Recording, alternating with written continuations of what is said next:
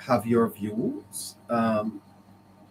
What do you have to say about all the things that are happening in Jamaica? We're going to give you an opportunity to share. So I want to thank you so much for joining us, and hope that you'll stay with us till just after 9 o'clock. You know, there is a matter that is on the table here in Jamaica about the marshal. The marshal. You know, we have heard this term, marshal. What does the marshal do in the parliament? Well, the marshal is the officer responsible for security, ceremonial duties, and the marshal is responsible for maintaining order. The marshal in the parliament is responsible for maintaining order. Now, is order being maintained in the parliament? Is order being maintained in the Jamaican parliament? I don't know that that is being maintained. As a matter of fact, many Jamaicans don't even know what the marshal does. Well, the marshal is to maintain order in the parliament, and I believe that the marshal is not maintaining any order in the parliament. Some of the marshal's main responsibilities include carrying the mace. So the marshal carry the mace. The marshal carries the mace into the parliament, and the marshal carries the mace outside of the parliament. No, he does that. The marshal is to ensure that there is order in the parliament. The galleries are part of the parliament. Well, galleries is part of the parliament, and the marshal is to make sure that the people sitting in the gallery, they are behaving themselves. I hear that there are people in the gallery misbehaving, recording the house proceeding on their phone, and the marshal not doing anything about it. What type of marshal is this? The marshal is supposed to assist the speaker to enforce the parliamentary rules. It's not only the speaker that must enforce the rules, but the marshal is also responsible to help the speaker to maintain those rules. When Miss Angela Brown-Burke was named by the speaker, you heard the speaker saying, "Marshal, Marshal, Marshal." Why is the speaker calling on the marshal? Well, the speaker is calling on the marshal because the marshal is supposed to enforce the speaker's order.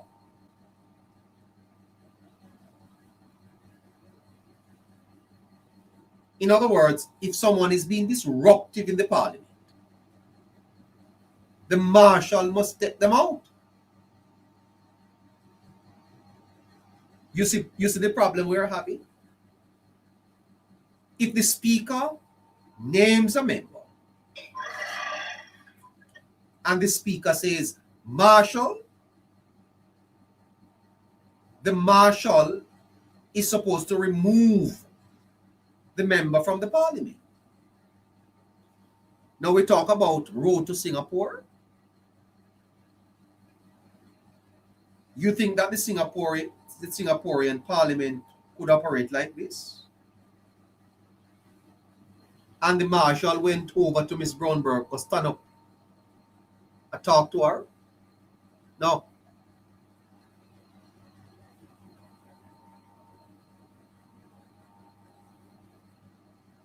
So then, there are three responsibilities of a marshal.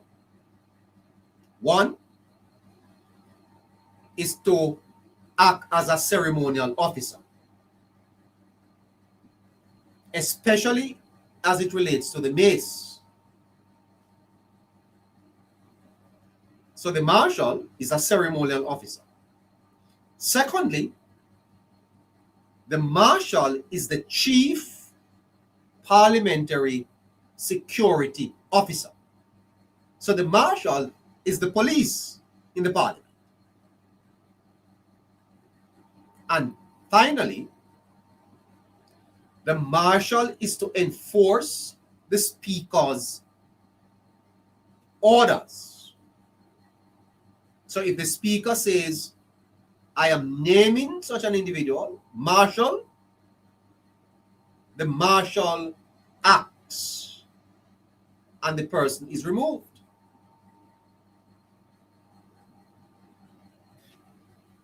We need to fire this marshal. This marshal's time has expired. This marshal is not.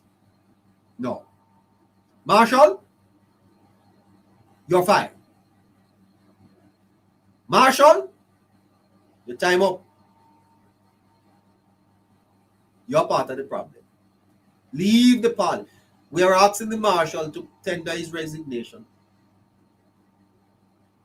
Tender your resignation, marshal, and go on home, go sit down. And you don't have you.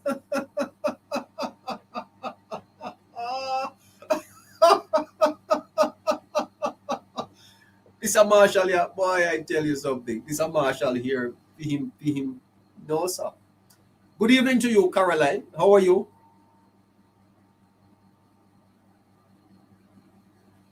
Okay. I think Caroline is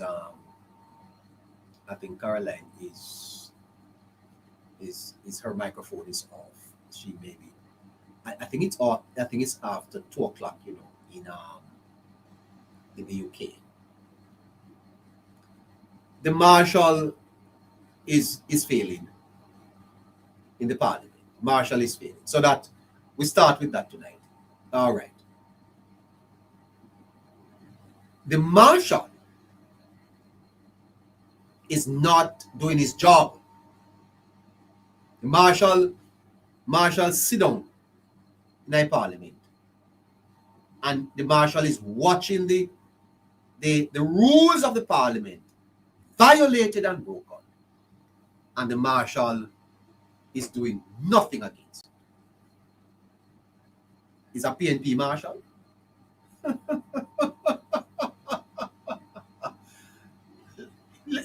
Is it a PNP marshal?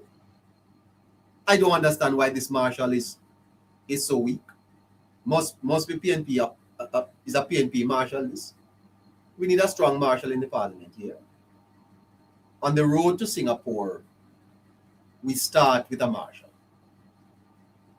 All right, so we have to call on the government to send the marshal into retirement. Send the marshal in, retire the marshal. Put him on retirement and pay him retirement money, and tell him to go on home. He has absolutely no more use left here. He's not enforcing the rules of the parliament, and when the speaker gives an order, the marshal can't enforce it. So that is part of the problem. You think you could be in a courthouse and the judge gives you an order and the police don't enforce it? You have to move. The marshal says move, you move. The Marshal said, the Speaker has said you are to leave the Parliament. You leave. You don't leave. The Marshal pick up his phone, call on his security team, usher you out. Usher him out. That is how you enforce rules. We cannot be a country.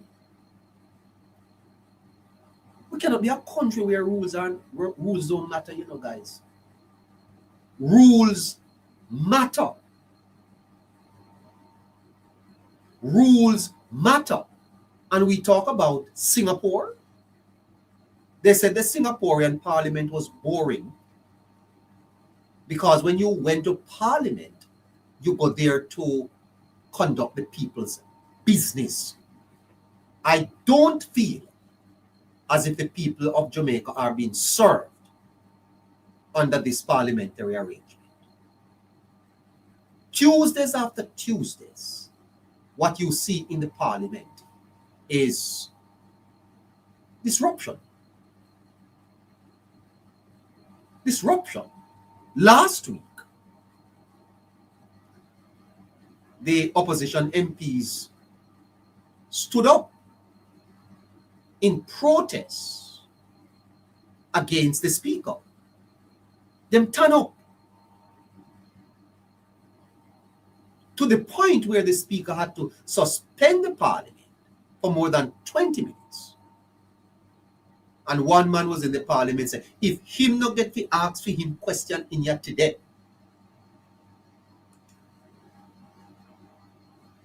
if him not get to ask for him question in here today, then what will go happen in the Parliament of Jamaica? Totally out of hand. And it has something to do with the Marshal. The Marshal ought to be replaced. All right. The lines are open. You can begin to send your requests and come up when you are ready. We are happy to have you. Good night to you, Top Country. Hello. Good night to you, sir. No. There's an unfortunate incident. The Ministry of Labour and Social Security, they say that they are deeply saddened by the death of 2 Jamaican farm workers in Canada. So 2 Jamaican farm workers perished in Canada, according to information released by the Ontario Police. Responders were dispatched shortly after 4 p.m. to a collision involving an off-road utility vehicle and a sports utility vehicle. The deceased workers were participants in the Seasonal Agricultural Workers Program, SAWP. The Minister of Labour and Social Security, Colonel Charles, expressed profound sadness at the tragic loss. So 2 farm workers have perished in a motor vehicle accident in Canada. The death of these 2 workers is a painful reminder of the sacrifices many Jamaicans make to provide for their families. Today, 2 families are facing unimaginable loss, and our thoughts and prayers are with them during this difficult time. We extend our deepest condolences to their loved ones and stand ready to provide support as they navigate this tragedy. Want to say how sad we are to hear of the death of these two farm workers in Canada. Very, very, very, very unfortunate incident over there in Canada. Our thoughts and prayers are with those families. As I said, the lines are open. The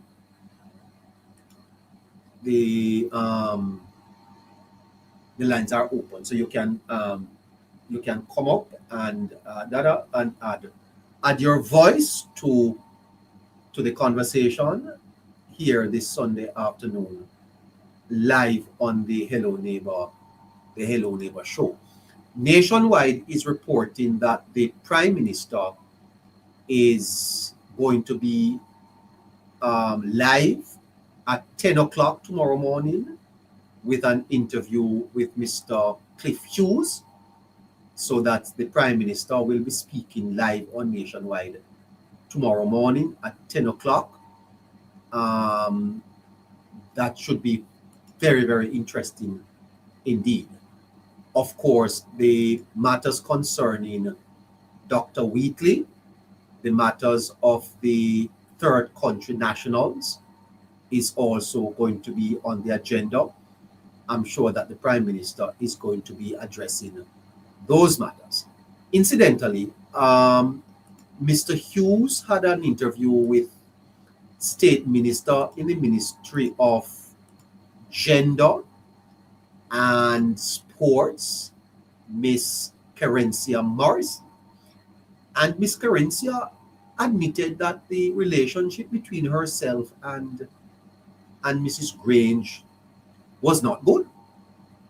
I was shocked when I heard Kerencia admitting that her relationship with Babsy is fair. Kerencia said the relationship was fair. Here is the interview. I will say this. I think the base, the supporters, they are used to seeing me out and about all over. The campaign has ended. I can't be out there in that way. But I can assure them they will see the results shortly. Mm-hmm. They will see the transition. I honor the past. I respect the contributions of the Honorable Minister. And I am doing what I ought to do, which is the right thing, to put the country forward, the ministry forward, and not necessarily to focus on the jingle aspect of the job. The jingle aspect of the job, I refer to it as the photo movement. Oh. I am not for the photo movement, not ever. The campaign is over. It's time to do real work, serious work. And I want when Jamaica see their minister, their state minister, they know that this is substance over hype, substance over the pretty photograph. You haven't denied what I've suggested to you, though. You haven't dismissed it. And we hear the persistent talk that you are not being made full use of by the minister. And you have not denied that. No, Cliff. What I'm saying to you is that you have not heard the response in a manner that you would have liked. But I have responded to say that maybe the energy that people are accustomed to, the front line that people are. All right. Let's get back to that. The House of Part. All right. Are accustomed to not seeing me there. They are probably speculating. Okay. So all is well between you and Babsy? All is fair. You hear that? All is fair. Now, that does not give us confidence at all. If all is fair, then it's not good. If she is admitting that all is fair, then it is not good. Now, why? Why is the relationship between Mrs. Grange and Kerencia fair? That not sound good. Well, someone has sent me some information about that matter. And I must say it's disappointing. I don't know why. I don't know why they're giving me all this information and sources. I ever since I started this program here, people are always pushing things under my door. Sending me information and are telling me to keep it quiet. My understanding is that things are not good at all. And as a matter of fact, there are persons that are concerned, and I was shocked because when I got the information, I did not comment on it. But then when I heard Kerencia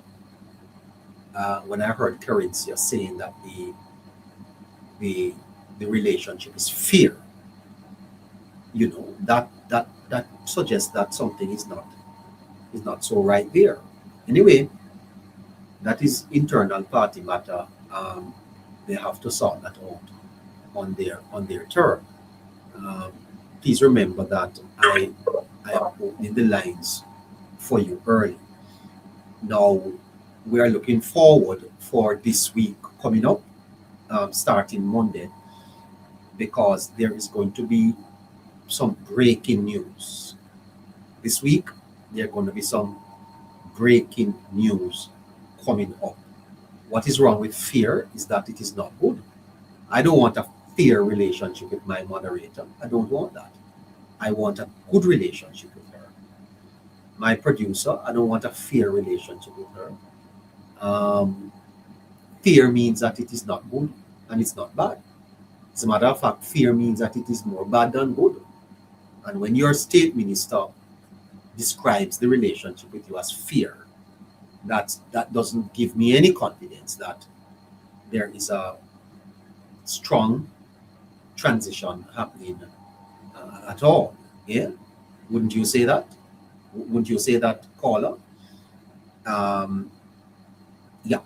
Anyway, the Prime Minister is going to be speaking tomorrow on Nationwide at 10 o'clock, and I am sure that the Prime Minister is going to be clearing up.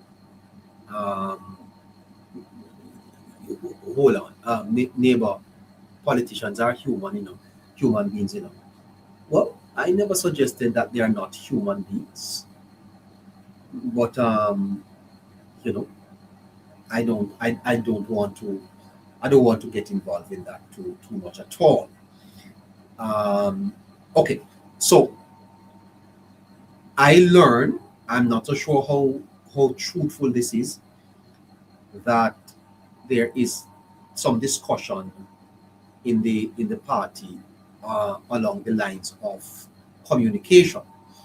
Now, as I told you this morning, the government of Jamaica is performing reasonably well. The government of Jamaica is performing reasonably well. The Jamaica Labour Party is not doing too well. And the Jamaica Labour Party need to translate government policy into practical, relatable things for people. Okay? Governments don't win elections. Party does. And I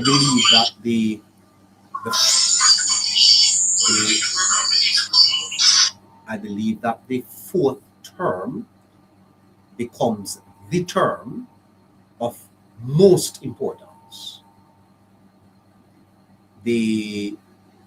Where Jamaica is, a fourth term is a necessity.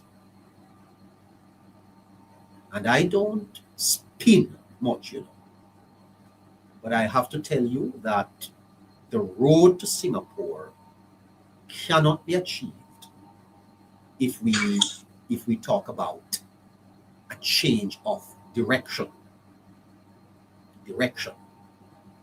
And you cannot go forward if you keep looking back. Now, I have not seen any prescriptions coming out of the opposition that gives me confidence that should they assume government, Jamaica's development will continue. Let me ask the comrades a question. Would you continue the NARA projects? Mr. Crawford, would you continue? By the way, my understanding is that Mr. Crawford is not very warm, that he's not receiving much support for leadership of the party. Then, Mr. Crawford, why would you not be receiving support? What is happening in the party that you're not receiving so much support. In Mr. Crawford, you have to come up, and why don't you come and talk to us on this program, Mr. Crawford? You've been here before. Why can't you come back? We are inviting you, sir, to speak to us about matters in your party and your leadership aspirations. We will not be hostile to you at all. We welcome you. As a matter of fact, we welcome all any member of the executive of the PNP, even Mr. Golding. Mr. Golding, if you feel like you wanna come and talk to us, so we will have you. We will talk to you. But I have not seen any. So, will the PNP continue the NARA projects? Would they? So you are not that intelligent, I see, hence your question. Child of the King, is that directed to me? I don't see any policy prescription that suggests that the PNP's development agenda is in sync with the road to Singapore objective. And I'd love if someone could tell me what are those policies that the PNP has. The last time they were asked to tell Jamaica what they were offering, Mr. Robinson spoke of organic growth. No. Asking everyone to tap the screen, share the live, repost the live, and send a heart, please. Hi, Neighbour. Hi, you. What time is it in the UK? It's now 2 minutes past 2 in the morning. You're a fantastic. Hi. You're a Hello, fantastic everybody. individual. My goodness, and you stay up to be on with us. Great God, you're good. Good. I lift my hat to you. Oh, I dear. had a great Father's Day. My children came to see me. Yeah. Yes, that was nice, wasn't it? Oh Lord, and I haven't seen my son, my younger son, for more than a year, and him just live him just live about 20 miles from me, ma'am. Maybe it was the first time I spoke with Timothy. Yes, they all love you. My children love you. Yeah, they do. Oh, They're nice. Thank you They're much. nice boys, oh, I can imagine. Hopefully one day I'll meet them. Yes, you should. You should. Of I want to course. find.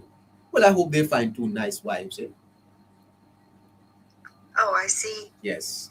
Of course. Jo- Why not? Joy- Why are you trying to Joyce is saying hi. say that again? Joyce is saying hi to you. Oh, hi, Joyce. How are you? Yes. Yes. Yes. Okay, so I good don't evening, mind. everyone. Can I tell you that Tap the screen, I share would- the live, repost the live. Yes, Neighbour? I wouldn't mind if they were living with me. And that I wouldn't mind. Why, Neighbour? Because I will say this. I just don't mind them staying. But my children, I don't mind if them stay, eat out the fridge. I just don't mind them stay. They can just stay. I don't mind them staying. Oh, I see.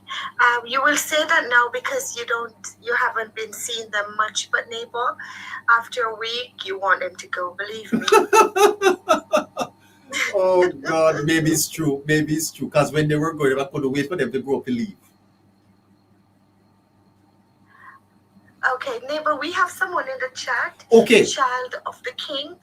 So she's saying there cannot be a road to Singapore with this level of corruption among the party in power. So I'm inviting Child of the King to come up and speak to us about that, please. There's someone in the chat. Listeners, please continue to tap and share. Termaine Triple, you want to speak, sir? Hello? Termaine Triple? No. Okay. Take him down for me, please. All right. So I'm telling you that the fourth term is, you'll hear people talk about consequential.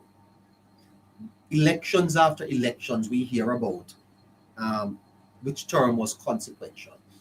The fourth term becomes most consequential because of Hurricane Melissa. You see, before Hurricane Melissa, Jamaica had a debt to GDP of below 65%.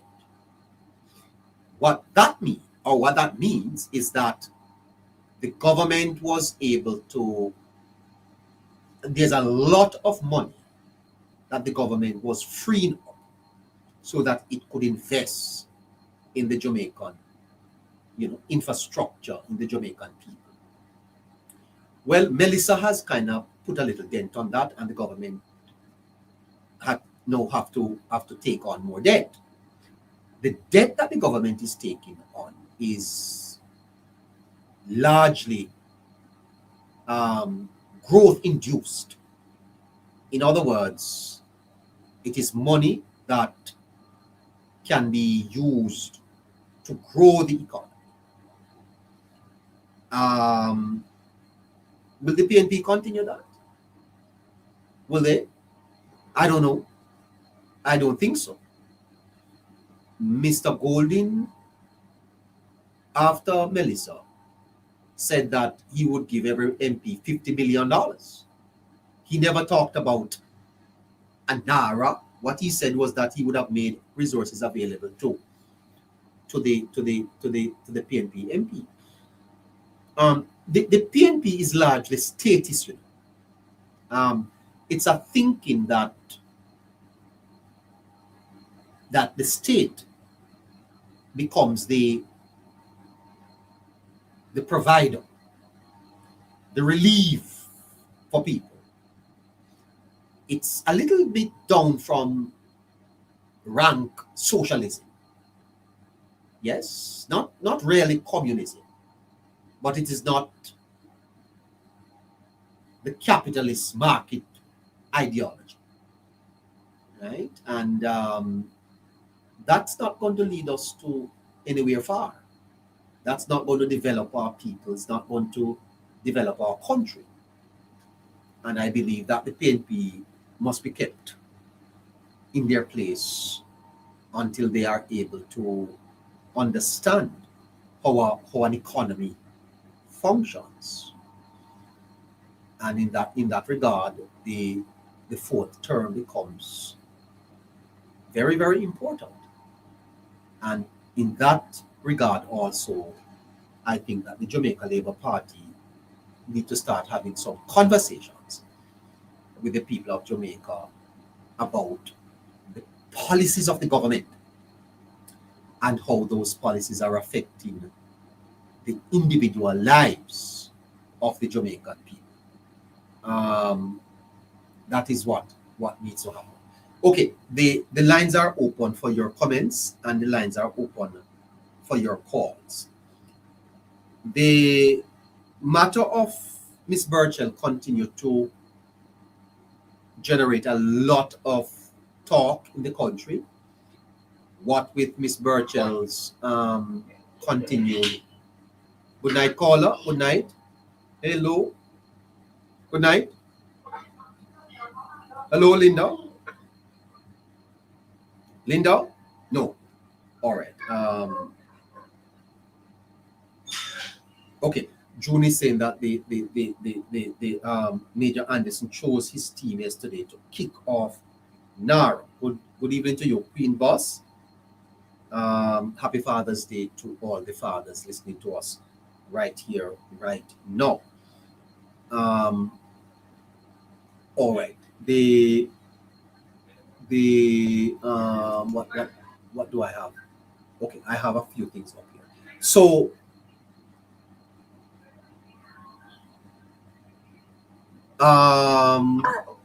Neighbor, just before you go, Linda, are you there?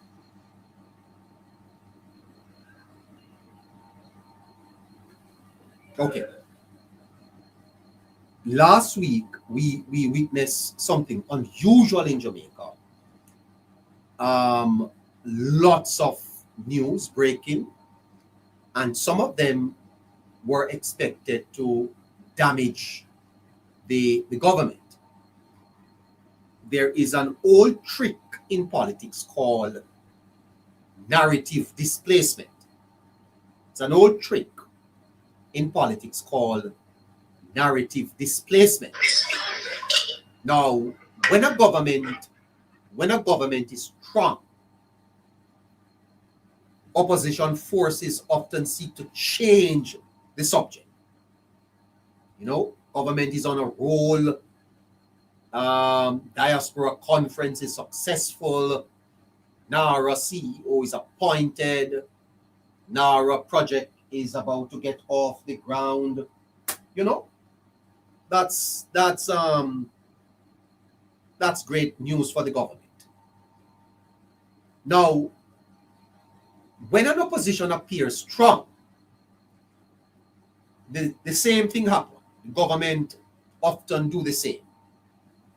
And it's not unique to Jamaica, you know. It's not unique to Jamaica at all. It is quite observable in democracies across the world. The fundamental politics or the fundamental political question is this, is who gets to decide what the public talks about. Now, there is an agenda that is being set, and you have to understand how the politics works. The opposition is not going to just sit back and allow the government to get all the credit and the publicity, because the opposition will, you know, just fade away into nothings. And so politics is often less about controlling events than controlling attention. It's not about events.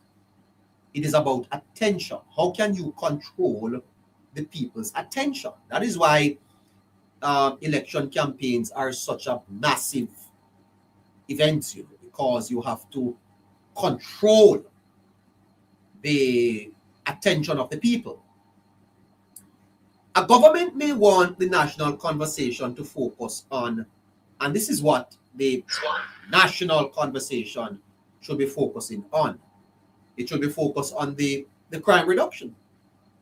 Imagine if Jamaicans were talking about crime reduction. What a positive that is for the government. Huh? Imagine if Jamaica was talking about NARA and the NARA bill. Yes, and the positive spin-offs from NARA. Imagine if Jamaica was talking about the international recognition that Jamaica is getting. International recognition that Jamaica is getting. Imagine. Imagine if Jamaicans were talking about Minister Morgan's sectorial presentation. Did you listen to Minister Morgan's sectorial presentation? Young Morgan. Imagine if Jamaicans were talking about the diaspora conference. Yes? The growth of the economy. Those are the policies that the government is presiding over. But opposition parties don't want government to talk about these things. Brother P, are you there? Are you there, sir? No. Asking everyone to repost the live, tap the screen, share the live, keep the comment section active, and to send a heart, please. Thanks. So the opposition don't want those things to be talked about. That is why they have their surrogates online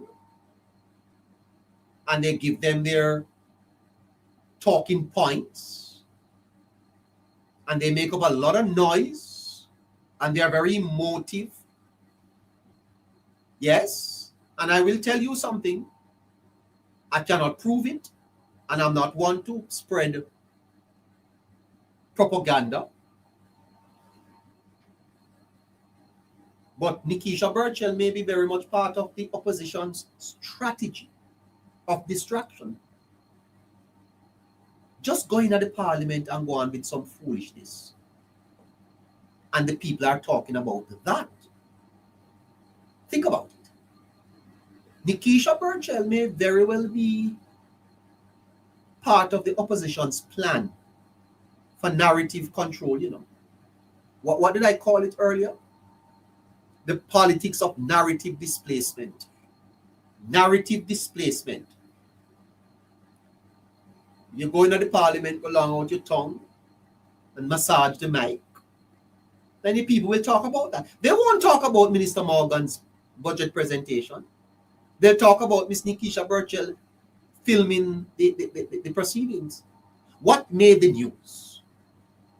And you know, man bite dog is the news, you know. Dog bite man, that's not news. The minister talking about the progress, that's not news. What makes news is Nikisha tongue. Nikisha langing out her tongue in the parliament. Narrative displacement. And the party have to be careful of it. You have to be careful of the strategy of displacement. And I think that the opposition is controlling the narrative with distraction. There are so many good things happening in Jamaica. There are so many positive things happening in Jamaica. And that is why I would love for the Politics Plus network to not be a channel of emotions, but of real substance. There are so many good things in Jamaica happening, but we are suffering from the politics of narrative displacement. And that's why the government have to focus. That's why the bloggers have to focus. That's why the Labour Party have to focus. Control the views. And don't let Miss Nikisha Burchel get all of the likes.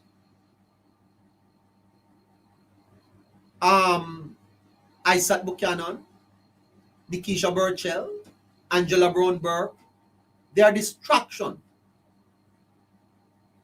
And so government is working in silence, but its positives are not getting any attention because the opposition is exercising and winning the narrative displacement.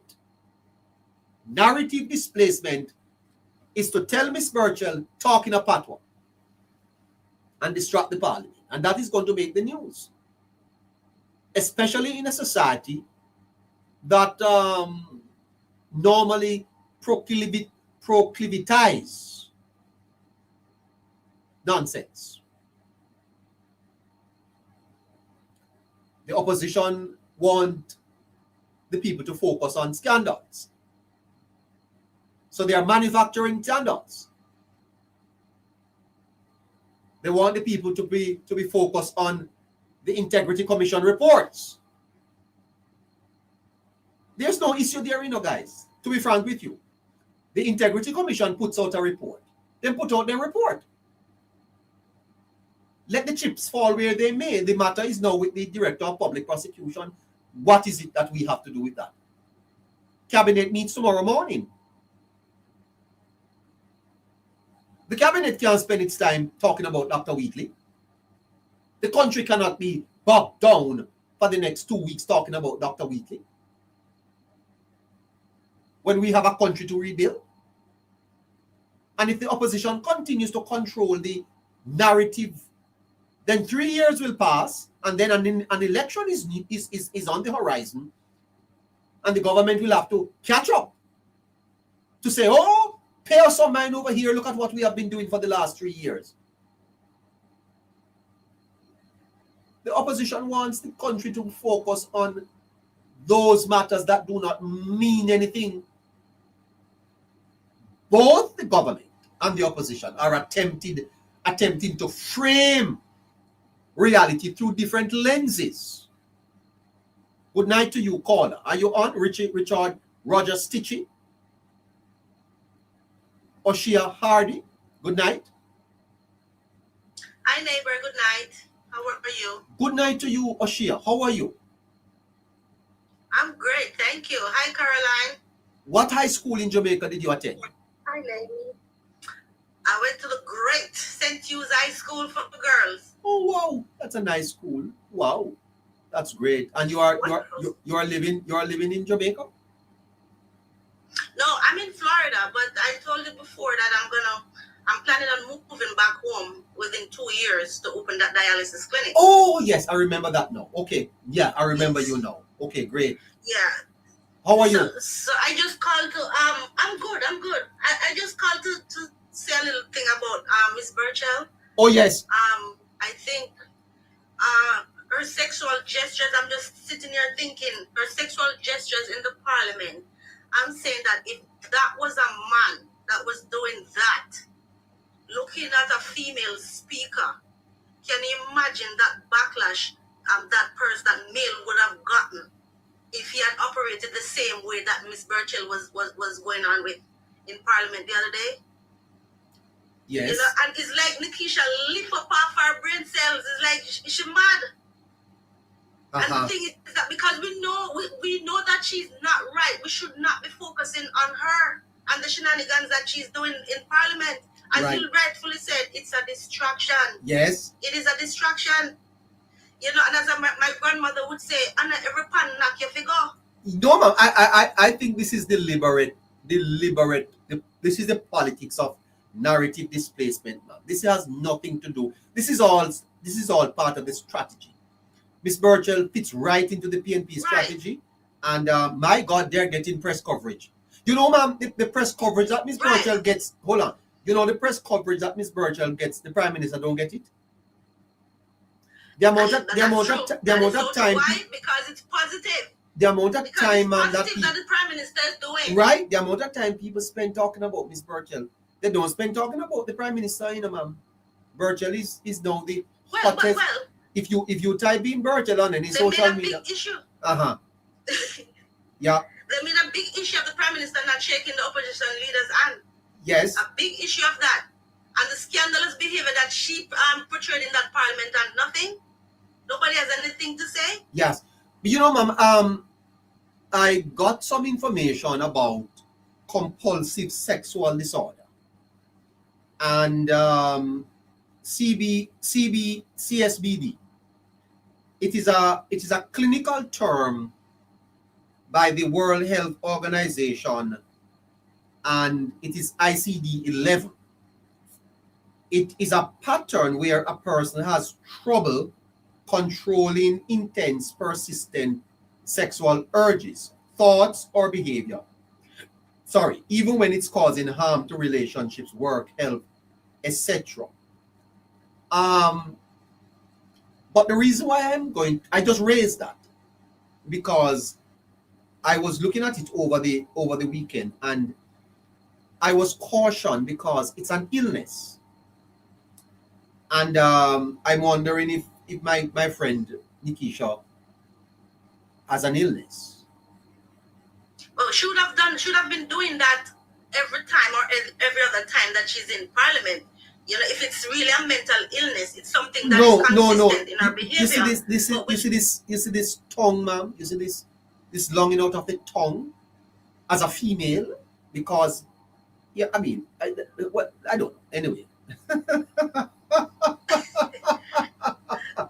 You know, well, I tell you the truth. I tell you the truth, ma'am. I tell you, I don't know. But Burchel. Nikisha Burchel. and then you heard that, ma'am. This is what she's been called now. What? Nikisha Burchel. Nikisha Burchel. The House of Parliament is definitely not for you, ma'am. Nikki, you know, ma'am. It's really not. No, it's not for her. No, it's not for her. And you know, you realize that Miss. I almost call her the name the gentleman said. You know that Miss Burchel is not realizing that she is in the Parliament and that the cameras are on her. Oh no, she loves the attention. She really loves the attention. You think that she's aware that she's been recorded? Yes, she does. She relishing that attention. And what you saying to me? Well, if that is so, then that is very concerning. Then she would need some help, ma'am. She would need help. I agree, but it's not for us to do that. No. She has her party can do that for her. You know, but I'm just saying we shouldn't be I don't think they can. I don't think they can, ma'am. Do not engage. My understanding is that by the way, Dayton Campbell got married over the weekend to a lawyer. Congratulations! Yes, he's polishing his image. He's polishing his image. No, he himself is a lawyer. You know. You know that, ma'am? I'm sorry. Say that again. Dr. Campbell is also a lawyer. You know. She's getting a call. There. Anyway. No, I'm hearing you. Yes, ma'am. My understanding is that there are persons who have approached Miss Burchel, and Miss Burchel has told them nobody in there can talk to her because she will talk. I wonder what she will talk. Them secret. Yeah. She have them secret. I wonder what. Secret, obviously. Yes, I wonder. She wouldn't be behaving like that. No, I understand that. She said nobody can talk to her because she will talk, and if she talk, the whole place smash up. Lord have mercy. Well, she's going to be a one-term government. She's going to be a one-term MP. For the most part, we should not be focusing on her at all. No, I think not be focusing on her. You're right. And the fact that majority of us listen to social media, our social media bloggers should, like your platform, should put out more stuff that the government is doing, and drown out that negative component of the politics or what's going on in Parliament. Yes. Because negativity sells. But if we just put more positive things out there as to what the government is doing and is about to do, then that part of it will drown out itself eventually. Yes. Yes, sir. Yes, ma'am. Well, that's my 2 cents, sir. Yeah, thank you so much. Thank you so much, ma'am. Okay, so the politics of narrative displacement is what is happening. It is the fundamental political question is who gets to determine what people speak about. Who determines what people speaks about? Because politics, you see, is less about controlling events rather than controlling attention. Determine them. Are you there? Are you there? No. Okay. So a government wants to frame the narrative a particular way. The opposition, well, they want to frame it a particular way. Walter Lippmann, you see, he argued that politics often revolves around what is called the picture in our heads. The picture in our heads, rather than the full complexity of reality. So he says that politics revolve around the picture in our head, rather than the full complexity of reality. Good night, caller. Good night to you. Good night. Who am I talking with? Yeah, just tune into your program a short while ago. Yes, man. Go ahead. Are you there? I am hearing you loud and clear. Yes. Yes, I'm hearing you. As I said, good evening, Neighbour, and your listeners. Good evening. Happy Father's Day to you. Yes. And to all the fathers across the world, because Father's Day, I don't think fathers is really recognized so much in Jamaica. The good fathers don't really recognize, but thumbs up to everybody who plays their role, right?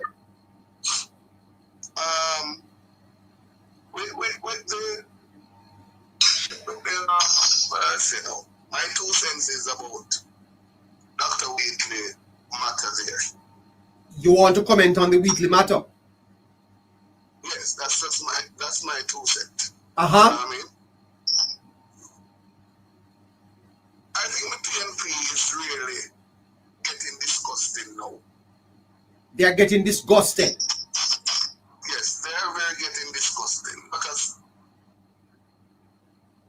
I can remember back then when the People's National Party has their own sword and they did not find any band-aid for it. Uh-huh. Or in other words, they failed to find any band-aid for it. And I remember that the leader of the opposition said, look, he can't comment on something that he doesn't have proof of. And the reality is that a particular media house was very much attacked by the PNP.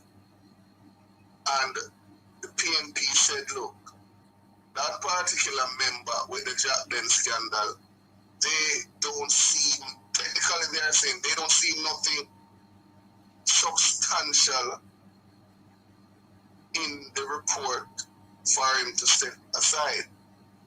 No, it's a similar thing with Dr. Wheatley. They are now saying to the Prime Minister that Dr. Wheatley must step down. And I'm just asking the question, what is good for the goose does not it good for the gander? Right? No. I don't think Mark Golding and the PNP should be in any position now to be demanding any action from the Prime Minister to fire Dr. Wheatley. All right, let's move away from the tit for tat. Really, do you think that if Dr. Wheatley is charged, he can remain a part of the government? Neighbor, let me tell you. You see, I don't reason based on emotional thinking, you know. No. But I'm asking you right now. Dr. Wheatley is recommended for charge. I am asking you if the DPP charge him, do you think that he should continue to remain in the government? All right. Neighbor, remember, transparency is what the Jamaica Labour Party deal with, right? And that's the thing that I'm saying. You asked a very important question, but I don't want to preempt that question ahead of time because nobody knows what the consequence will be. Nobody knows what happened because remember, Dr. Wheatley was not in government for almost 9 years.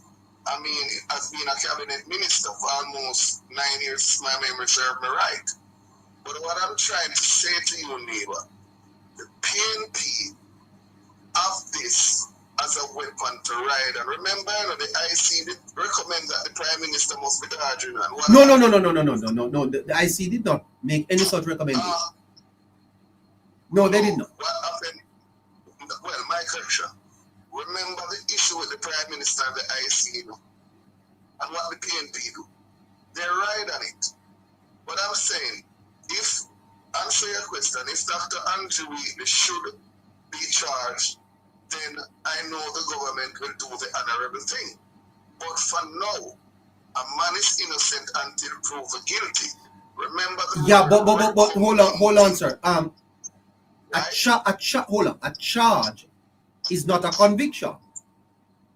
No. A charge suggests that there is evidence to be tested in a court of law.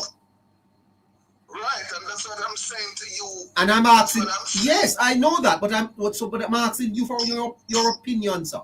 If Dr. Wheatley is charged, would you support Dr. Wheatley removing himself from the cabinet until he clears his name? Well, in any well-thinking democratic process, neighbor, that is evident. If you have been charged for an offense, it is well within your right to excuse yourself from ministerial post. Nobody is arguing that. But people are arguing that because there are some people who say that a charge don't mean you're guilty. It is only a conviction that should make you take certain steps. Yes, that we are aware of the democratic process. If he's been charged for something, then he himself is going to step aside and allow process to continue. Nothing wrong with that. But what I am trying to say now, what the PNP is running on is not even considered as yet by the relevant authority. You're very right about that. Right? That's the thing I am having a problem with, because I hear media houses saying that the Prime Minister must shut Dr. Wheatley, the Prime Minister must fire him.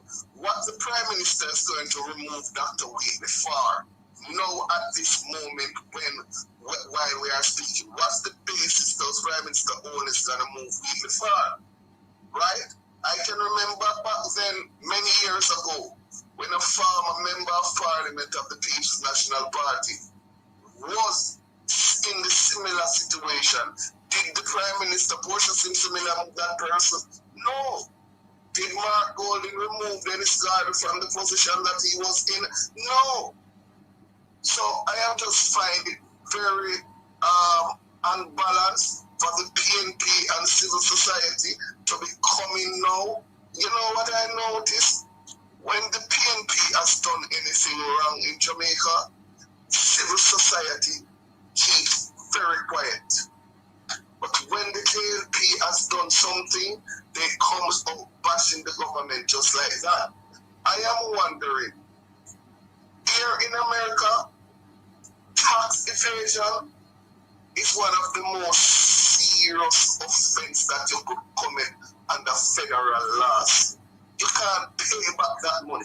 You are going to prison. I'm telling you. Only in Jamaica that money has been paid back. And we hear nothing from the opposition. We heard nothing from the opposition. It's not the same thing. Remember, if you go back to the clip that Mark Golding said, he said, in a country of democracy, we must stand out. We can't have a minister of government in this predicament. It's not that his shadow minister, his minister, his member of parliament was in the same situation. What about the Chapman scandal? Is not that a part of corruption? Was the PNP calling when they were asked, what are you going to do about it? Until today, the People's National Party does nothing about it. So I think it is very much unworthy and warranted for the PNP now to be making this a political footstool and trying to tell the Prime Minister what to do. And I'm saying publicly, I am not here to defend corruption, because if you are wrong, you are wrong. But what I'm trying to say is that be fair in your balance. It's like you have two kids in a neighbor. One has done something wrong. The other one has done something wrong. Two of them done something wrong. But you are in favor of one. It can't be like that. Because if Andrew Wheatley has done something wrong and you're asking for the same process to be followed, why didn't the PNP ask for the same process with Dennis Gardner? That is the problem the PNP is having now. And that is why a lot of people, if you notice, this is only resurrecting with the comrades. It is not really resurrecting with the majority of society. Because the majority of society is saying that, look, remember, the elephant was in your room also, and you didn't do nothing. And what I find very disturbing with Mark Golding is that he tell every single thing that happened, he tend to hold press conference. And when it happened within his own party, he does not hold a press conference for that. You can't go like that. Things can't go like the way you wanted it to go. Because Andrew Wheatley has the right to defend himself in court of law. He's not being charged for nothing as yet. Who knows that when he goes to court, if the court will dismiss all charges.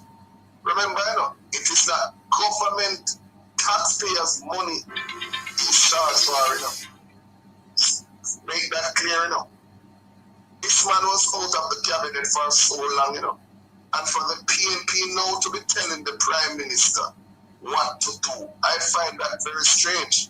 Because I can say this.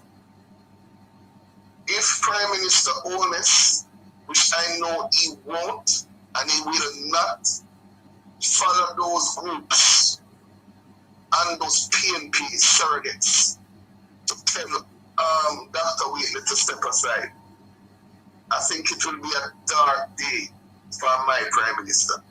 I'm going to make that clear. Because the Prime Minister is elected to serve, and he must serve with alacrity and transparency, but not with force by people who is not in any position to dictate to him. Because a lot of people are saying that corruption. And some people, Neighbour, I don't think they knows what corruption is. Yeah, but I'm gonna have to run. So I have a lot of people lined up to talk, eh?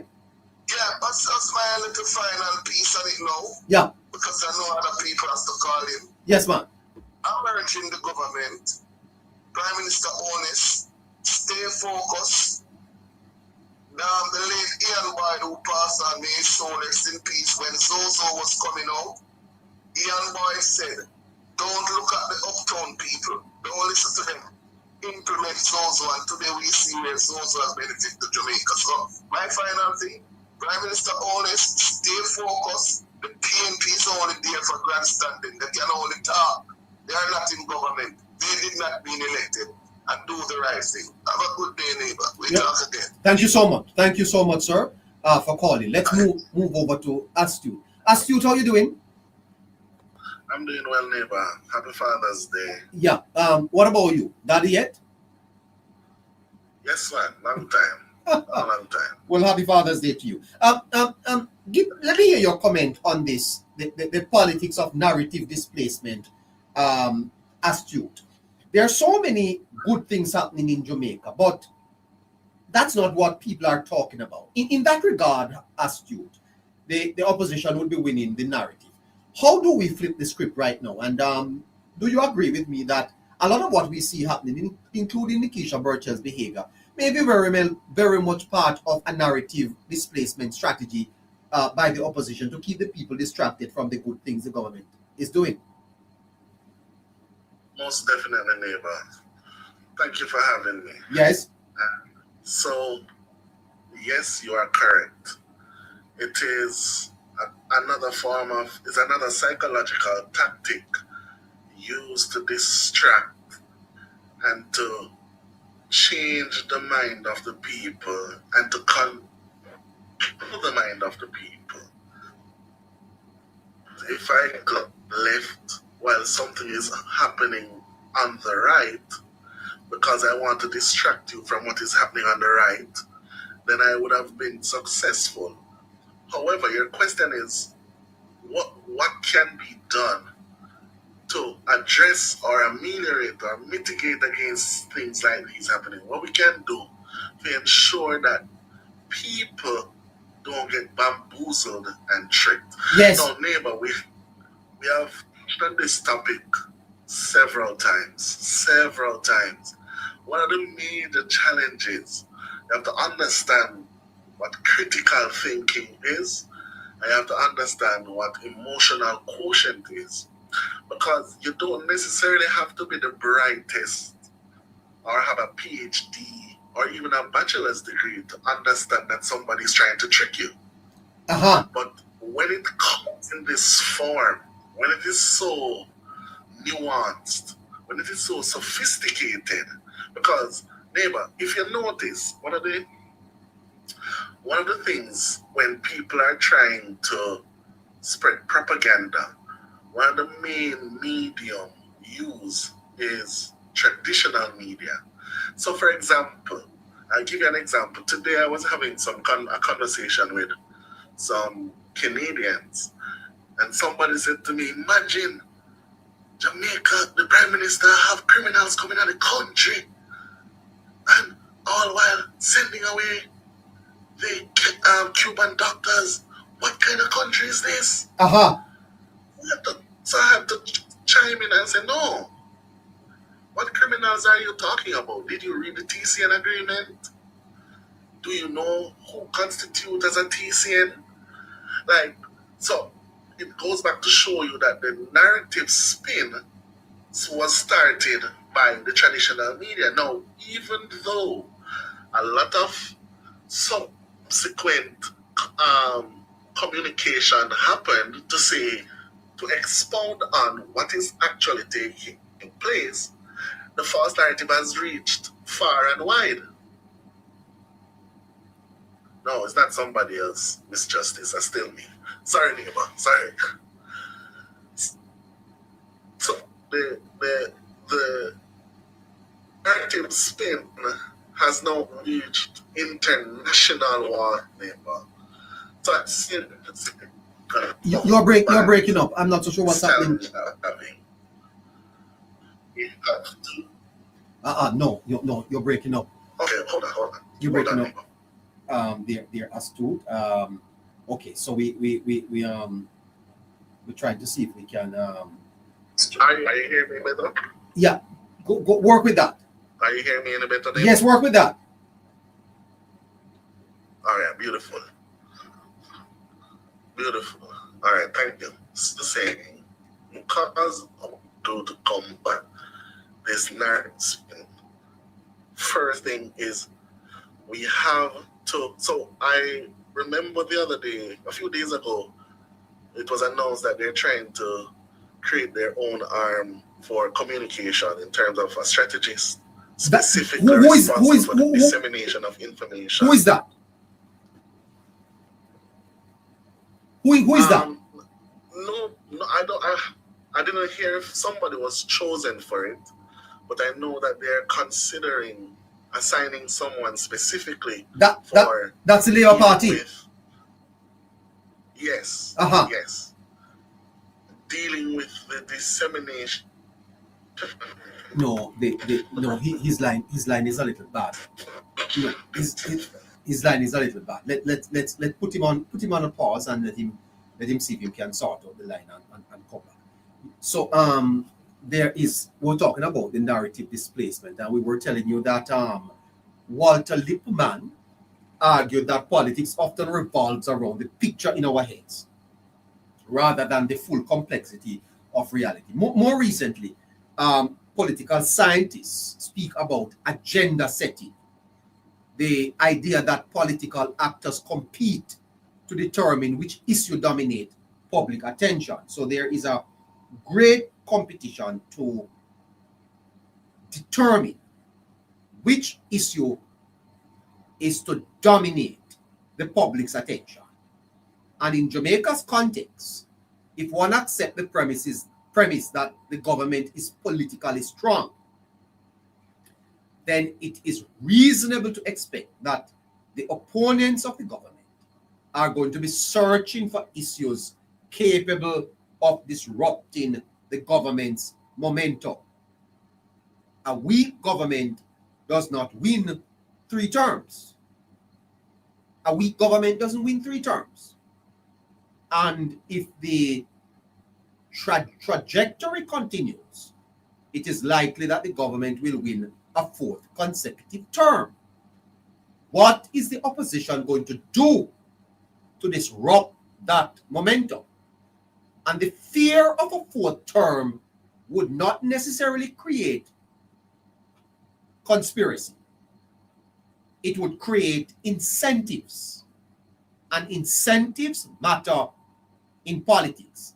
If a governing party appears dominant, an opposition strategic challenge becomes, how do we make the election about something else? In other words, you cannot compete with the government on its performance. how do you make the election about something else? Not because the issue is necessarily invented, but because issues that hurt the government becomes politically valuable. Likewise, governments emphasize issues that help them, and that is politics. Good evening to you again, Astute. Yeah, hear me better now? I hope that we can work with this. All right, beautiful. I changed my location, so let us see. So, as I was saying, but what is currently taking place in the political space, well, in the Jamaican space, because it's not just political, because everything that takes place in government, whether we know it or not, directly affects our life, our day-to-day lives. So whether you're thinking about our health, our education, our well-being, everything in government affects us. So this is what I was saying. We have to combat this by reframing the narrative.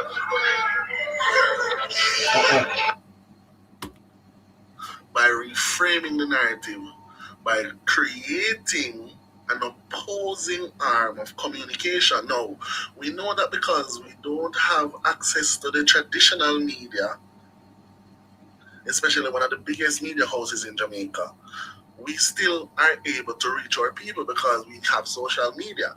We have the Jamaica Information Service and we have PCB Jamaica. Yes. Now, what we have to do is we have to stay ahead of the game. For example, now you're not gonna always know what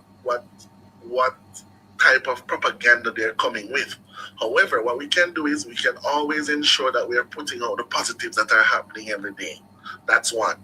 Two, so for example, in our history, 109 roads were fixed and or rehabilitated, which is an unprecedented number. But I don't hear that's being spoken about very much places. Yes. Well, interestingly, the minister of Works gave his sectoral presentation in Parliament on Tuesday. That got no coverage. What got the coverage was the disruption in the Parliament. Exactly. That's performative. Exactly that's performative narrative framing. It's narrative displacement. So if you want to blunt a policy or you want to blunt a major announcement by the government, then you have to come with a distraction, especially when you are operating in a society where the people are more are likely to discuss those emotive things than the substantive things. It is real. That is exactly my point, where we have to continue to create an opposing entity, something dedicated, because when MP like Nikisha Burchel, and I can't believe we're having this discussion here, because these are supposed to be elected representatives who are government officials. They are people who are supposed to emulate or be the representation of good things happening, professionalism, intelligence, decorum, and it is not like that. And we shouldn't even be having this discussion, but anyway, we are having the discussion. We have to have an entity set up specifically responsible for the dissemination of information and the reshaping and the reframing of the backward narrative that they're trying to present, because even when they're trying to reshape the narrative of the good things that are happening, they're not speaking truth. It's disinformation. Yes. So we have to stand there first and foremost. Secondly, neighbor, we have to ensure, because this thing is going to continue over years, because it's not today. It's not what you do today affect you today. What you do today tend to affect you tomorrow or years ahead. So another more long-term approach is we need to teach people about governance and government and how these things work. Because if you have an understanding of how government work, then when certain propaganda come forward, it'll be easily rubbish. But a lot of people don't understand. As we would say, a lot of people are civically inept. or civically illiterate. So they go with any wind that moves them. That is my next point. Lastly, neighbor, I think as a citizenry who know better have to do better and play their individual part. I have, for example, let me give you an example. Wherever I go, I ensure to speak of Jamaica as one being the pearl of the Caribbean, and we're on our way there. You know what people say to me? You're a Labourite. Oh. You're a Labourite. And I keep on saying to them, no, I am not a Labourite. I am a Jamaican. But I know what I lived. It's not something where somebody come and tell me. It is my lived experience. Yes. I remember how I felt back in those times. I never had any hope, neighbor. Yes. I remember, like, you know, myself, I say, how am I going to go to university? What am I going to do with myself? Because I could not see a way forward. And I know that some of these same people who are vying for to run our country, to govern our country, are the same people who are responsible for my downfall. So how can I keep silent? I cannot keep silent, neighbor. So, one, we have to set up something dedicated to disseminating information and rubbishing nonsense and disinformation. Two, we have to each individually play our part as a part of the citizenry of our country. Three, education. We have to change the way in which we educate our people and ensure that the generations to come know exactly what took place as a part of our political history. Understand we need to get something related to civics back in our schools so people can, just like the US. Do you know, neighbor, in the US, most of the citizens understand everything that happens through government? No, not only that, but they understand history, so. Yes. Because it's very important for Americans to understand what their country represents and where the country coming from. Hold on for me there. Hold on for me, though. Don't move. I'll cut the best. Good night. Good night, neighbor. Good night to you. Happy Father's Day to you. Yes, sir. Speak up a little bit for me, please. I said Happy Father's Day to you and everyone on the live. Well, thank you, sir. Happy Father's Day to you too. Yeah, or you know me have you, neighbor. Well, if you don't, then I'm sure your father many. Anyway, I just put it I have you. Did you know that I have more than 1,000 children, sir? Oh, neighbor. What do you mean, how? Got 1,000 children. Yeah. Why you shocked? You're a caregiver for over 1,000 children. Go ahead, sir. Yeah. I was listening to you, neighbor, and you were talking about the narrative of the PNP. Right? Yeah, deceptive. Yeah, yes, sir. The fact of the matter is that what we are having in Jamaica, sir, is narrative, the politics of narrative displacement. In other words, the opposition cannot challenge the government on its performance and policies. So they are practicing the politics of narrative displacement. In other words, get the people to talk about something else. You don't think so? Yes, neighbor. Yes, neighbor, because when you have a government that reduced crime in the last 3 years. Yeah, how you gonna talk about that? Definitely. When you have a government that giving pension to social people. How you gonna talk about that? That never were. But you know, sir, the people who support the government online are falling into the same trap, you know. Maybe yourselves too. Always talking about the things that don't matter, the things the PNP want to talk about. Now we have to change that. Yeah. So let me continue. When you have a government that reduced poverty from over 23% to about 8%. Yes. When you have a government that stabilized the dollar in the last 4 years between 55 and 60, 165 and 100 and 160. Yes. But what the PNP have to talk about, but what the PNP is trying to set the narrative, right? They're trying to stay relevant, neighbor. That's what they're trying to do. So when they go to the parliament, it's a strategy to disrupt the parliament every week for this, the disruption to talk about in the media. Absolutely. So every Tuesday, what make the headlines is not what the government said, is the opposition behavior. Definitely. But neighbor, at the end of the day, that cannot win you an election. It don't win you an election, but it keeps you current, and it may win you 28 seats. Yes, but 28 seats cannot go to the house, cannot go to Jamaica. They don't think so, don't you, sir? They don't think so. And as a matter of fact, to be very honest with you, sir, I don't see what the PNP offered in the last election to have won 28 seats. What you said, neighbor? Oh, you mean you don't know what them are for, neighbor? No, I never saw anything they offering. A lot of cash. Well, apart from that. Well, neighbor, as you said, the narrative, they were telling a lot of lies. Yes. Neighbor, they were dragging the Prime Minister through the mud, you know. His name all through the mud, you know. My dear sir.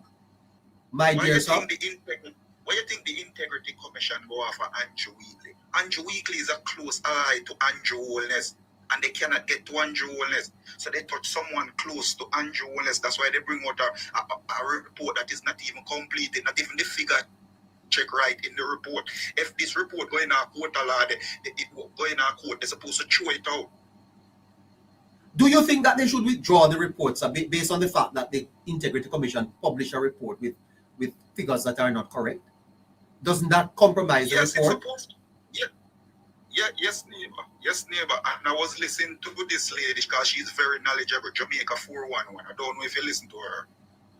She's very knowledgeable when it comes to the Integrity Commission and report, right? Because she go through it and she comb it. She go through the details and comb it. And she was saying that they should withdraw this report. And she's going to write to them. Because the report is very bad. And she said there's a lot of... She says it's not the figure alone. She said based on where she said she can find out about 4 things already and she don't reach even half of the report yet. So I can bet my last dollar that the DPP not going to charge Andrew Wheatley, right? But if they charge Andrew Wheatley, I think Andrew Wheatley is my personal friend. He's your friend? But, yeah, man, he's my personal friend. Oh, you couldn't get him to talk to us? Yes, I can. Yeah. I can. Please. I can. Yes, he's my personal friend. Tell him to talk to Neighbour. Give my producer your number and talk to her. Yeah, man, definitely. I can send it in her. I can send it to Caroline. Yes. I can send my number to Caroline. Yes, sure. Would love to talk to Dr. Wheatley. But I don't know that he wants to talk about the specifics of this case. But he should be given an opportunity to say his side. Yes, most definitely. And Dr. Wheatley have been through it because in 2018 he's been through the the same thing. The man deserves an opportunity to speak, to say his piece. Yeah, of course, neighbor. And Dr. Wheatley, that's why Dr. Wheatley get those powerful liars, because Dr. Wheatley, he bear a lot of weight in 2018. And you know, sir, and let me tell you this. Dr. Wheatley was a humble youth, you know, from he was a counselor. Neighbor. When Dr. Wheatley was introduced to the Southborough division, yes, Dr. Wheatley come to my house personal, because the person that bring Dr. Wheatley bring into my house personal, and he said, these you have to link with these person if you wanna win, which is me.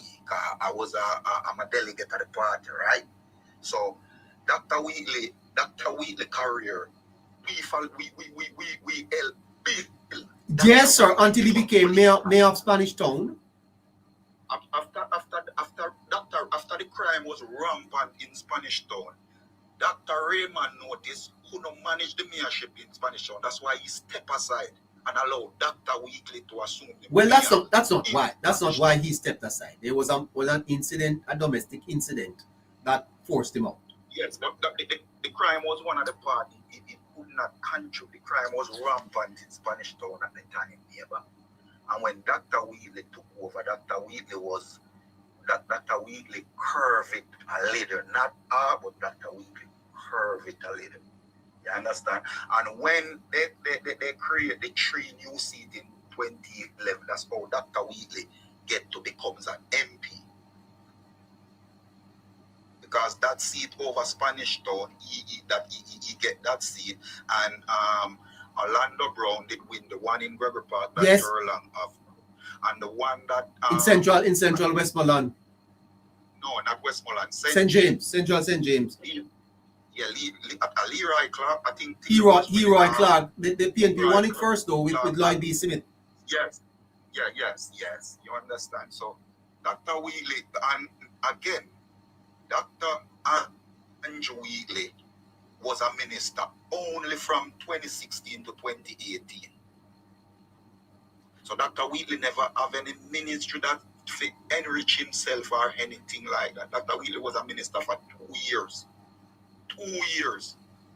Out of God, they said they're investigating Dr. Wheatley from 2010, which is about 16 years now. And it's only 2 years Dr. Wheatley is a minister out of those 15 years. Yeah. You understand? And Dr. Wheatley is a businessman. I can tell you, he's a businessman. And if they say Dr. Wheatley value 187 million Jamaican dollar, when you divide that by 15, when you divide that by 15, since they're investigating Dr. Wheatley, it's only about 12.4 million per year. That and the man is a businessman, I think he's failed. As a businessman, you don't think that is success? He should have more money.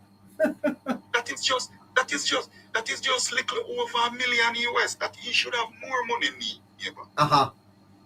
Vibes Cartel is charging 1.5 million US for about a hour performing. And in a 15 years, you just have $187 million as a businessman. Yep. Dr. Wheatley failed. I'm telling you. But as I said to Dr. Wheatley, the case can't be tried on media, you hear, sir. The case need to go before those people who know this and let them. But you know what, Neighbour? In an election there, the mayor of Spanish Town beat up a young lady. No, I don't know if he beat her up, because that matter has been. He was charged, Neighbour. No, it has gone to mediation. No, it went to mediation. The court ruled. But Neighbour, it finished, Neighbour, because he paid a lump sum, Neighbour. No, it went to mediation. No, it's secret, Neighbour. You don't listen, Judge Davis. It's secret. He paid a lump sum to dash out the case. You know that, Neighbour? Well, it's not that I don't know. What I'm reporting is that the case went to mediation. In other words, so they would settle there. Yeah, it's secret. Yeah, Neighbour. But Neighbour, he was charged, Neighbour. Yes. He was charged. Do you hear Mark Wolin come out and said he must step aside as the mayor? No.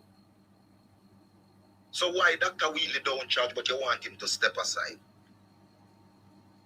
Well, sir, more make we chat, and the opposition can talk, and civil society can always talk. Obviously, the Prime Minister would have had conversations with Dr. Wheatley, and we wait to see what happened. Let me ask you this though: should Dr. Wheatley be charged? Would you then agree that he should give himself a break and go clear his name? Immediately. If he charged today, he's supposed to step aside immediately. All right. You are Dr. Wheatley's friend. You say that? Yeah. Yes. And you are saying to me and to Jamaica tonight that if the DPP charge him, he should step aside. Yes, and go and clear his name. But until the charge comes, he remains where he is. Exactly. I think that's a fair position to take. Yeah, but what do you say though to the principle of law That a charge is not a conviction. Yeah, I know a charge is not a conviction, but what happened, neighbor? Based on the politics in Jamaica right now, neighbor. Yes. Based on the politics, it's gonna leave a cloud and people. And let me tell you something. You see, the longer. Sorry, have you spoken to Dr. Wheatley?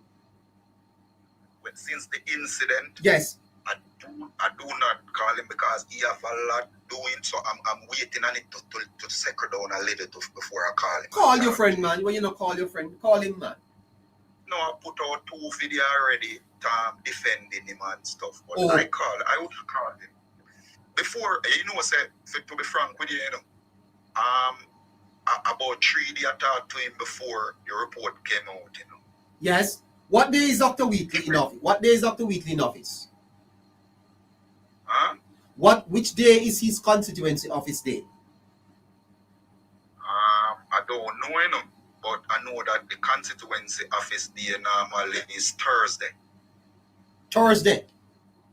Yeah, Orlando Turlang is my MP. I know that his constituency office day is Thursday. Most of the MP them is Thursday, but I don't know if Dr. Wheatley one is Thursday. Oh, well, I don't live in his constituency, you know. Yes, but I'd like to go down there. Yeah, when he was a councillor, I live in the constituency when he was a councillor, because I was living in the South Borough area at the time. Yes, okay. Yeah, but Dr. Caroline, I'm gonna DM you my number. I'm gonna set up if Dr. Wheatley can come on the program and have a talk with Neighbour. Of course, Neighbour, please check your messages. I'll be happy to go by the constituency office, you know, so I know where it is. Yeah, but Neighbour, you know where it is on Whole Harbour Road. It's right in front of Homestead. Yes. Where the All Eyes factory used to, it's right at the part, at the ground, yes, it's right. It's one of the prettiest constituency office, so you cannot miss it. If you're going to Whole Harbour, it's on your left. If you're coming from Whole Harbour, it's on your right. Yes. Yes. Well, you know that Dr. Wheatley, Neighbour, when he was at the Ministry of Science and Energy and Technology,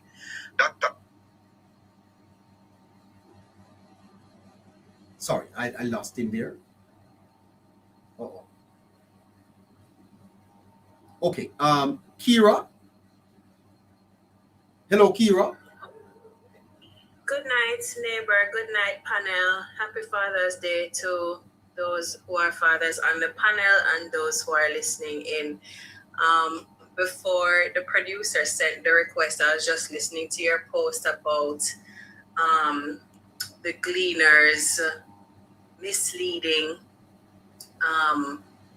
title for their article, and I have to say I agree with the position that you took, and it is unfortunate that journalism has devolved into sensationalism and misdirection versus... You know, ma'am, it does not evolve, you know, ma'am.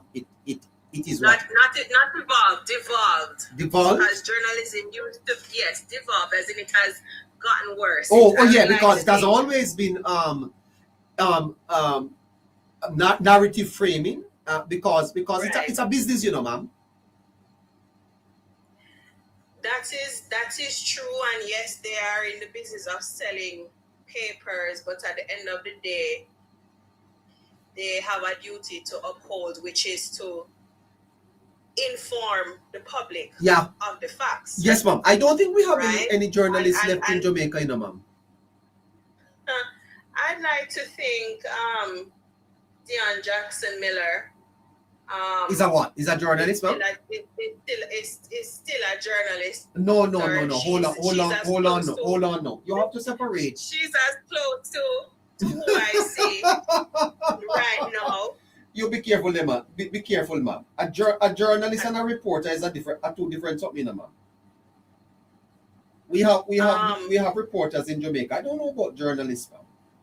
Journalists are people who investigate things and break stories. These people don't do that. What that you see that story that the Gleaner broke? That's a bit Right. of journalism, you know.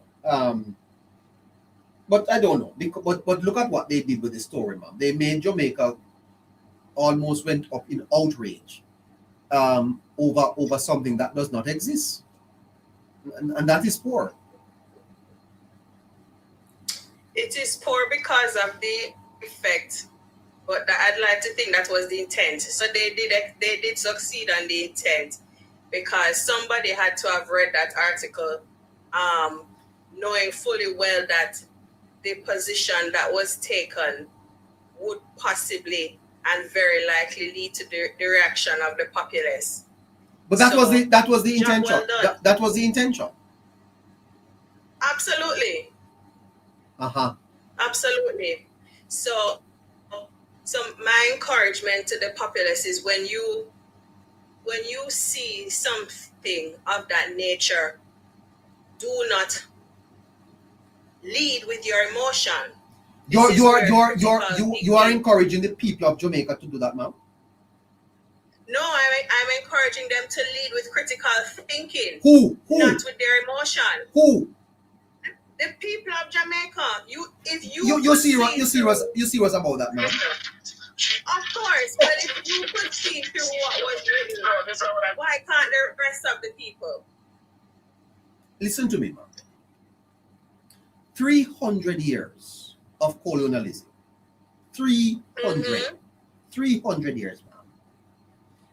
40 odd years of mismanagement and under-education. Underdevelopment. A people, ma'am, reintroduced to systemic enslavement in the 90s. You're asking these people to lead with critical thinking, ma'am. Critical thinking is not bought in the shop, you know. So you are saying that you are an exception as the rest of us on the panel. We are exceptions then. Because I'm a product of Jamaica. I'm a product of the Jamaican schooling. You went to school with. So you're saying hold that on. I'm an exception. You went to school. You went to school in the 90s. I'm an 80s baby. And you are probably, there are exceptions, man. But I must tell you the truth. If you look at Jamaica's history, a lot of our people, a lot of our people have been failed. You know, failed. I agree. And this is a cost. This is a cost of you know, ma'am. Let me tell you this. There are societies in this world, you know, that a story like that published by the Gleaner would not go far, you know. 100%. You know, ma'am, in Barbados, you see, the Barbadian government educate their students up to university. They pay for it for free. So each Barbadian child gets up to the university for free. You know the literacy rate in Barbados is 98%. You know what it is in Cuba? It's even higher, you know. 99 a bit. Yeah, you know, and it's been that way for you know what it is in Jamaica, man? I'm going to guess maybe in the 60s. It's a little higher than that, but by the figures of the government. But more than 300,000 Jamaicans can read, you know. That is unfortunate. And those who can are not performing at an optimum level. You know, ma'am, I'm gonna tell you something. I have a friend who invests a lot in their baby education. Right. In other words, the child is 5 years old and they invest a lot of money in the child's beginning education. I wonder if you know, ma'am, that by the time a lot of our children reach grade 1, they can't read. I agree. Yeah, and by the time they go into high school, that grade at 13, they're no better. They're no better off. That the pep that just come out the other day, it's place some of them, you know. Yeah. In other words, they don't pass nothing. They pass nothing for the pep, you know, man. But they have to go to high school. So they and you know, did you know this, man? Because I'm not telling you something that I don't know. because I run an institution, and I saw it, how I struggled to just get them to read. And so the fact of the matter, ma'am, is that we do not operate a society with high civic literacy. And where there is low civic illiteracy, people tend to be emotional. It's almost a protection, you know, ma'am. Right. You know, ma'am, that you can criticize some people and they get very angry if you tell them, say, sir, you smell, your arm smell. You're not trying to embarrass them, you know. Now, if somebody said to me, you know, ma'am, that, you know, neighbor, I smell you. You think me I go cuss them out, ma'am? Me I check with myself and go bathe. I go put on some something. Address the issue. Yes, because you are helping me by you telling me, say, neighbor, you don't smell good, man. What go on? But you tell some people that they don't smell good, ma'am, and so they send you upon your mother. Yeah. Why? They take great offense. Yeah, they take great offense rather than understand that it is an observation. I've made an observation about your odor, and it is unpleasant. So I'm telling you about it so you can address it. Yeah, but I have a question for your neighbor. Who would you hold responsible for our one, poor literacy, and two, poor civic literacy? Well, that's a good question. Who would you hold responsible? That's a good question. And I put that question to the rest of the panel just to involve everybody's participation. Yeah. Who would you hold responsible? The easy answer, you see, is to blame our current governance structure, but it's much more deeper than that. Remember that at independence, you see, ma'am, in 1962, my mother and father really never had opportunities to go to school. Right. Because under the colonial system, it was very, very selective. As a matter of fact, that's how we came up with this idea of traditional high school. And you know what is sad, ma'am? You know what is sad? That it is still happening in Jamaica, you know. Mm-hmm. Yes, ma'am, because there are some schools in Jamaica that don't take students that are reading at certain level. They don't take them. Right. In other words, if you don't score a particular level at the PEC, you can't get into some schools, ma'am. Right. And therefore, those schools have greater resources than the schools that the ones that can't read go. There's no question about that. Right. So you wonder you wonder about the system still. So here we are, ma'am, at independence, a largely illiterate society with a lot of people illiterate. Now, illiterate parents are not necessarily going to produce illiterate children. But what about their socioeconomic ability to educate their children? Remember, when I went to school, you know, ma'am, I only did 5 6. Right. But I could do 7. But my mother couldn't afford. My mother couldn't afford the 7. She could have only paid for 5. 7, so you have to do 5. Yeah. Right. And then when I graduate, my mother said to me, "There's whatever my name is." She said, "You we can't send you any further. Can't send you any further." You know? Yeah. So I couldn't get a student loan to go to the university, and I couldn't. Who's going to guarantee that for me? I don't have nobody in my family with no wealth. You understand what I'm saying to you? So you have to blame our history, that we were enslaved, and enslavement is still part of why we think the way we think.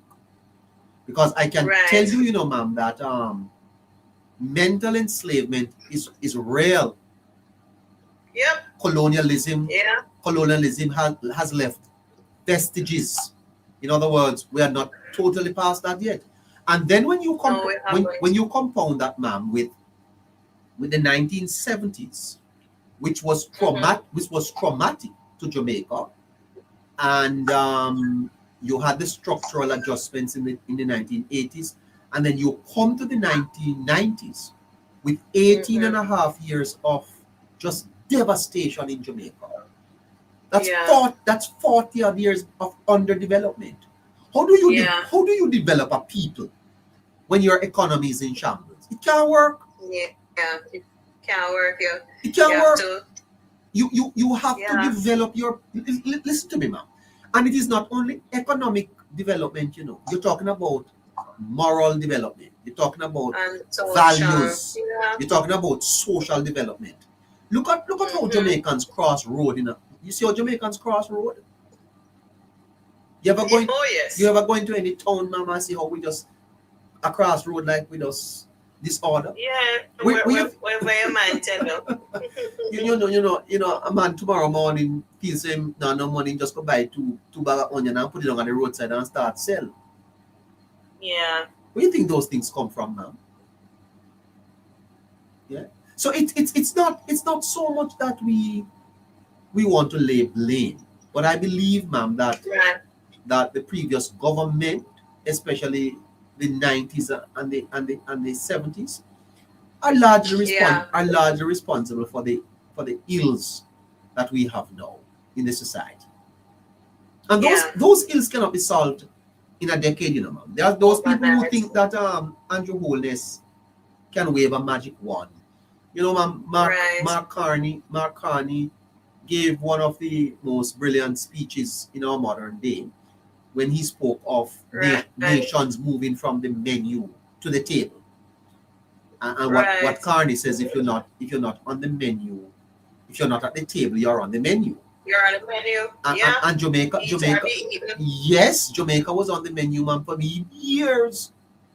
Decades. Yeah. So when I see people nowadays talking about wholeness and wholeness we do this and wholeness we do that, that's rubbish, ma'am. That's rubbish. I think that Jamaica, for the first time in my lifetime, because I've never seen it like this, for the first time in my lifetime, we have an opportunity to fix what we missed. And if we don't seize this opportunity now, dog jam will suffer. Now tell you, ma'am, this is our opportunity, ma'am. And that is why I am here, And I appreciate you, and I have to say, and it's remiss of me to have not mentioned it in the beginning, but this is my second time on your show, first time on the panel, and I appreciate the work that you are doing and the work that your producer is doing, because it is a necessary work. Somebody has to the best of their ability, remain objective and speak about the issues. And not just speak about the issues, but educate people as well, because a lot of us are alive and we're not aware of our history. And if you don't know where you're coming from, you will not know where you are going. And I just saw somebody in the comments saying it is ridiculous to blame the previous government. The facts are there. The results are there. The effects are there. There are people who still have not recovered from any of the scandals. I won't even begin to call the names to open a can of worms. But there are families who have been decimated, businesses that have been decimated by the scandals that the previous government was fully involved in. Those families still have not recovered. There are communities that still have not recovered. So it is irresponsible, it is unreasonable to say you cannot lay blame on the previous government when the results and the evidence is there. So somebody has to take responsibility. Sure, you might not be comfortable with where the responsibility is being placed, but it has to happen. Yeah. And it is not enough for us to lay blame and place responsibility. We must now look to the future and ask ourselves, as Jamaican people, what do we want for ourselves? What is the future that we want for ourselves and our children and our grandchildren. And we must then have the discipline and the fortitude and the perseverance to hold that vision at the forefront and work towards it. Yeah. It is not enough to just sit and talk politics, because a lot of us, we talk and we blame this P and that P, and we exit the live and we go to our bed. We need to do more. We need to do more. And I appreciate you, Neighbour, that you are having this discussion and you are raising awareness. I would like for us to take it a step further. I would like us to talk solutions, and not just at the micro level, at the macro level. Let us take it grassroots, because some of us don't have friends in high places that we can make a phone call and things can happen. But in my little corner of the world, what can I do? What can I do? Because if we keep sitting here and talking, we're going to find ourselves in a worse position. I'm not even going to say 10 years from now, next year. Yes. But we have to do something. We cannot wave a magic wand and erase 40 years of corruption, 40 years of mismanagement. We cannot. We would like to, but we cannot. Yes. You know, ma'am, yeah. No, go on, Neighbour. Yeah, I want you to understand that independence gave us an opportunity. And we have been talking here on this program about Singapore, ma'am. Yes. Singapore got independence in 1965. Yes. Jamaica got independence in 1962. Yes. Jamaica, ma'am, is blessed with natural resources. Very good weather. I am aware. Weather. Yes. Did you know, ma'am, one of these evenings I'm going to tell the Jamaican people about the bauxite levy. Bauxite. Yes. Bauxite, ma'am, which is a depleted resource. Yes.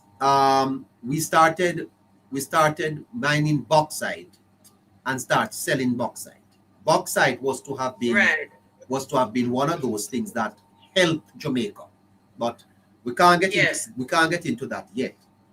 The point though is that Singapore had no natural resources. They don't even have a river there.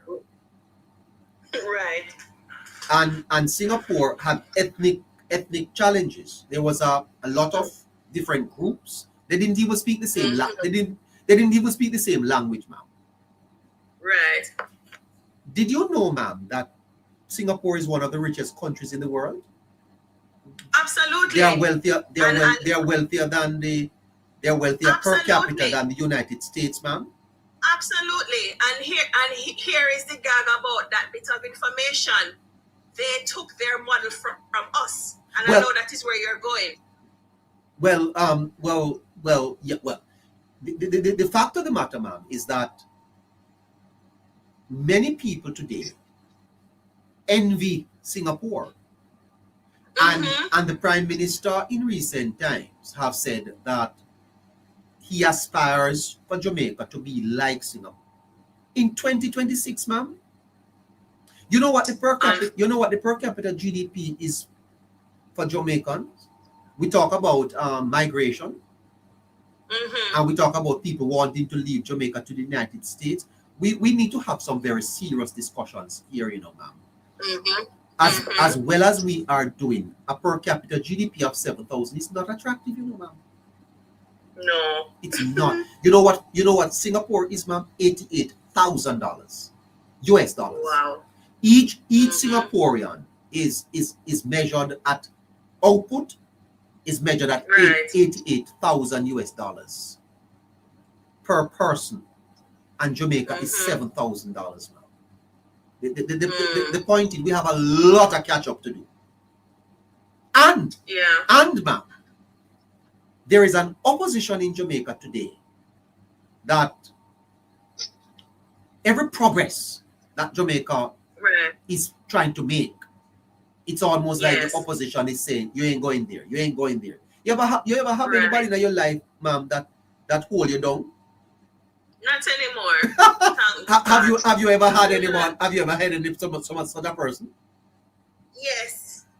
Yes, ma'am. I know what you're talking about. You can have some people in your life, you see, ma'am, them are hold down. If you're not left them or you know broke out of them, then you're not gonna go nowhere. Every time you make a move forward, they hold you back. Every time you try to go forward, they hold you back. You're not going nowhere until you free yourself. Right. Yeah. That is what we need to talk about, ma'am. How we gonna get there? What we need to talk about to get there. And this opposition is a hold down opposition. Them a hold down Jamaica. Yes. And them a hold back Jamaica, ma'am. My God, man, the opposition need to let go of some of them obstructionists, man. I think they have taken their role too literal. That is my challenge. You are there as a guardrail for the government so that whenever the intent feels misplaced, you are there to advocate for the interests of the people. And that is how they should function in their role as opposition. But to be obstructive, to be destructive, to be prohibitive, to be a nuisance, that is what they are now. And it is unfortunate because their behavior at every opportunity demonstrates they do not have the interests of the people at heart.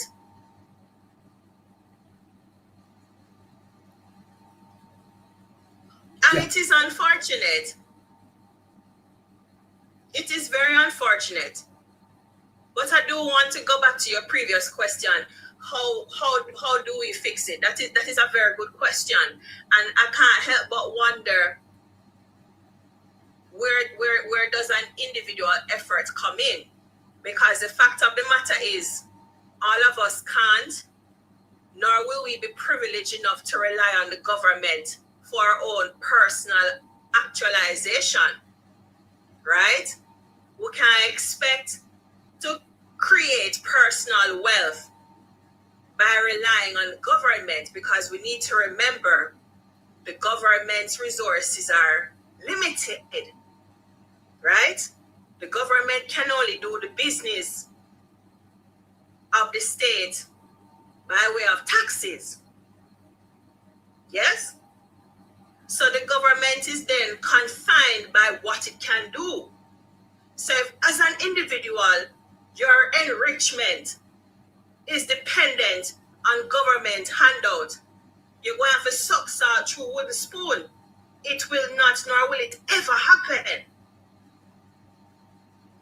It is very easy to sit and blame any government about your personal state. And that is foolish and foolhardy. Yeah. Jacka said the world on a level, and that is true. You know, ma'am. But whatever hand you have been dealt, you have to have some personal vision and mission that even though I was born on a gully side, this will not be my future. You know, ma'am. A friend who said to me, hold on, neighbor, a friend said to me once, that when you are a child, you are the sum total of your parents' choices. But when you become an adult, your life is the sum total of your choices. I'll say it again.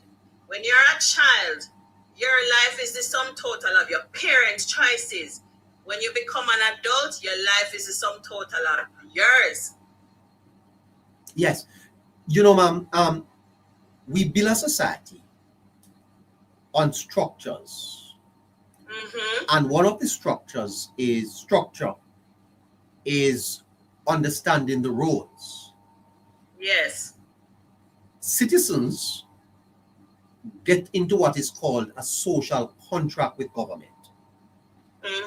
In other words, they give up some of their rights to the state. We need to begin, ma'am, by defining what government is. What is the government's responsibility?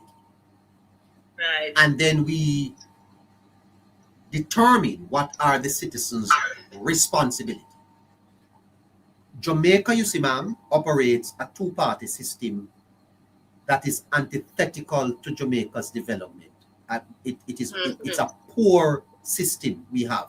The two-party system emerged out of tribe.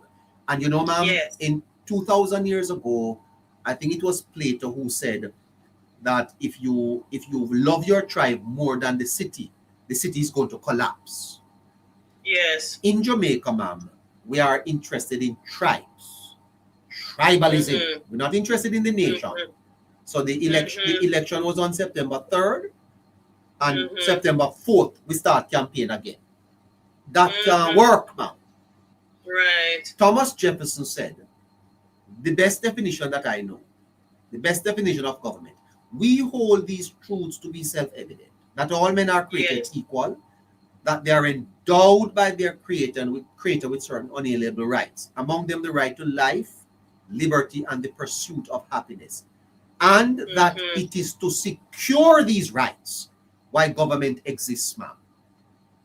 Right. In other words, the role of government cannot be subsumed to giving out chickens and two sheets of zinc. That's not what government exists to do, ma'am. And we think that government exists to do that in Jamaica. And the government, to be frank, when you make people think that the government is statist, that they exist to distribute, then you create a patronage system where it is now tied to electoral success. We have to move away from that, ma'am. And the people of Jamaica, ma'am, you know, Moltmann said that responsibility is not a detachable burden that you shift to the shoulders of others. And what we have done in Jamaica is shifted our responsibilities to the shoulders of the government. Yes. Yes. We have a responsibility, ma'am. Government create heart. You have a responsibility to go there. Yes. That's all. I agree. Neighbor, I want to chime in. Yes. Yes, please. Please allow me. Thank you. Now, I saw you pussyfooting around. You saw me doing what, sir? You were going around the question cowardly, pussyfooting around. Oh, wow. The question. And me have to answer the question where Kira asked. Before I do, though, I want to point this out. That had me, the thing that shocked me the most was this. In a measly 10 years, in a time of economic downfall, we are seeing unprecedented economic development. That sounds so ridiculous to me. And here's why it sounds ridiculous. Here why. Remember, you know, we got used to a system where when we looked around us, everybody else had the well. So much so people used to bring them out to Jamaica and call Jamaica all sorts of names. Trinidad used to deal with the wicked because them as peer murderers and duns and poor people come from Jamaica. But that was in a time where we looked around and we saw everybody else prosper. 18 and a half years. Now, you made a point about our colonial past and the neo-colonial mind frame that we are now dealing with. But neighbor, let me put something into perspective for you. How is it that we can go so far in a measly 10 years in one of the, as a matter of fact, I will say this without fear or favor, it is one of the worst times in history, in the history of Earth. Not when the Black Plague was here, nothing else. That when World War One, that when World War Two, nothing can compare to COVID. Nothing can compare to the 2008, 2007, 2009 recession that we experienced. And Jamaica was able to recover from that in a measly 10 years. Now the question was, whose feet do we put the blame at? We not have to guess and spell, neighbor. How is it that we're able to progress so far in 10 years, but in 18 and a half years, we regressed into antiquity? We are regressed into third world status, third world. So much so that when I traveled, people were asking me if I walked on glass and hot coals in my country in 2002. How did we get there? Now, neighbor, I put this to you that 18 and a half years represents 2 generations. I know for sure, with categorically speaking, that in 2 generations, you can change the mind frame of people. Now, I also want to point out I also want to highlight a point that you made about people who were living back in the 60s, 50s, who never had the opportunity to go to school. I was raised in a home with grandparents and my parents, where my grandparents never had the opportunity to get proper education. However, they saw the value of education and said to me that the way out of poverty is through education. So it showed me that they didn't even have to get the education to tell me that education was a good thing. We can put the blame squarely at the feet of the People's National Party. And I will say that without fear or favor, because we saw our country fall into a place where we are so hard, where many of us, you said it, you can't believe so where we are today because of what was. And if we can do that in only 10 years, in a time when it presents the hardest time to do it, imagine if we were doing it back in 1990 to 2007, 1989 to 2007, how much further ahead would we have gone? So I cannot say. And then you have to understand that, and you pointed it out, but I want to reiterate. You have to understand that this failure didn't only affect us from a micro or macroeconomic standpoint. It affected us socially, it affected us physically, it affected us intellectually, it affected us in every aspect of our daily lives. Because without the government is like the man at the home, we're going to work the money and come in and decide how to spend it and decide what values and principles he's going to uphold in his home. If the father go out and make $50,000, but his expenses are $60,000, yet still him a rob from the $50,000, how much further can we go ahead? And we see that people always say every politician corrupt, every government corrupt. But what I am seeing, if I should agree to that, neighbor, to say all politicians are corrupt, then what I am seeing now is telling me that what was happening before reached proportions unimaginable. Because how is it that in a time, remember, we are saying everybody corrupt, so we are saying everybody a thief. I'm not saying that's the truth, but I'm working with that premise. We're saying everybody is stealing. So man are stealing in the 90s and man are stealing now. But the man when they are stealing in the 90s in an economics atmosphere where everybody else around the world was going, we experienced a domestic financial crisis, yet still in a time as now where countries worldwide, Canada is in a recession. The UK, people them are revolt over there because what they voted for is not what came to be, and people in the UK barely can. The UK, when you look at the per capita income in UK, it is very small for such a large country, such a first world country. Same for the US. So we see even superpower countries affected significantly economically, yet still Jamaica grow. That shows something about the blame is put squarely at the feet of the PNP. That is my take. Well, I can't disagree. I can't disagree with you. I only wanted to let you understand that at independence we were not in a very good position mentally, and the structures in the society had to be rebuilt, especially as it relates to education. Blackie, are you there? Blackie? No. AI Tyler Akeem. Tyler Akeem, good evening. Okay. Tyler Akeem? No. Kira Toussaint, let's come back to you.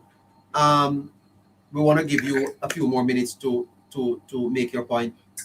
Kira? Yes, neighbor, I'm here. Shit. Astute being very explicit about where he believes the blame should be. I'm still interested in solutions. I feel like we've done an excellent job of fleshing out what the issues are. But for me, that is only half of the equation. I'd like for us to walk away from tonight's show with a sense of hope and almost a challenge that as individuals, what can we do to make a difference? That's my position. Because where we are now and the trajectory of our nation, to me, is dismal. You think it is dismal? You think it is dismal, ma'am? Dismal in the sense of where we are as a people. I cannot ignore the great strides that the current government are achieving. But if we look at the picture holistically, the trajectory is dismal. You have people you have kids who are leaving our high schools and they are illiterate and innumerate. What does that say for our future when they are going to become the adults of tomorrow, when they are illiterate and innumerate? To me, that is alarming. That is very alarming. I had put it in the comments and I wish Astute had talked about it because he does it so eloquently. And these are conversations we've had on our own. But the previous government is the father of the handout culture. And we are living in that culture now, and we are reaping the benefits of the handout culture, where you have people who do not want to work. There is no pride in a 9-to-5 anymore. Everybody wants to be an influencer. Ma'am, Peter Phillips,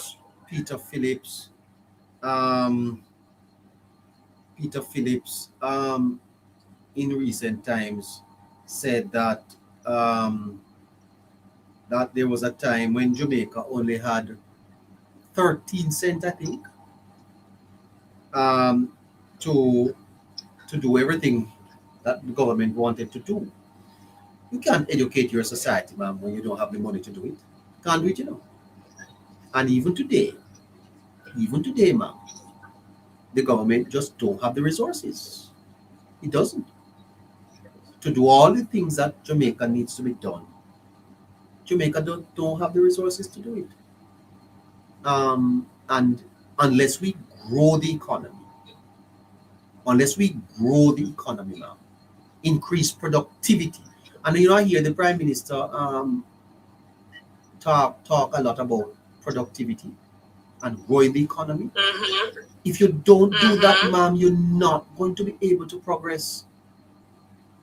You know, ma'am, you know that there are so many things that are to be done in Jamaica.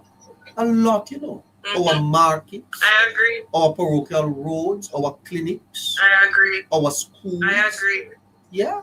We hear Jolika just talking about the courthouses. Right. The government, ma'am, is trying its best to, with the limited constraint on resources.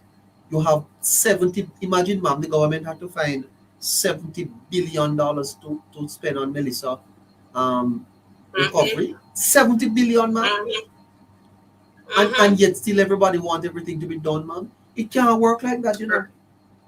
I agree. There has to be a list of priorities. My challenge to your argument is, how do we prioritize everything that you stated? Because there are some needs that are urgent, and there are some needs on the face of it don't seem urgent, but the repercussions of not addressing the issue are frightening. And it brings me back to my original question.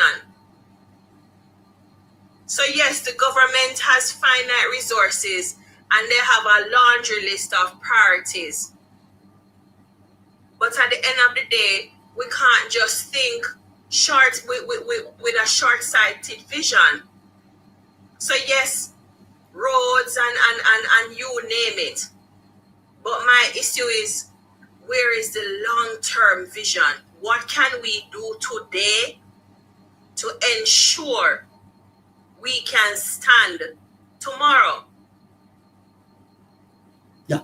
Well, you know, ma'am, and that is going to have to be picked up at another time. But I believe, ma'am, that there are some national priorities that government and opposition have to agree on. That we must fix these things, and we do not need a political divide on it. Something like education, ma'am. You know that the opposition right now carry the government to court about education and access to education, ma'am. Can you imagine? I can. Yes. I can. National security and health. These are not things that should separate opposition and government. You know, No. the opposition don't support NARA. Come on. I mean, you know, how can you have a country? You know, you have a hurricane, 50% of your GDP blow it. You come up with a bill. You come up with a bill to solve that, and you can't get the opposition. You can't get the opposition to support it, ma'am. I tell you, it goes back to the intent. We have to agree. We have to agree on some national priorities, ma'am, that will build Jamaica where there is no divide. Anyway, I'm gonna have to leave it there, ma'am. Yes. Thank you. You must come again. I will. Thank Excellent show, neighbor. Excellent show. Thank you so much. Well, we are 2 minutes to 10 o'clock, and we're looking to draw the curtains down on tonight's program on this Father's Day. Happy Father's Day to you, Mr. Dobney. Same to you, neighbor, and everybody, every father that is listening. I say Happy Father's Day too.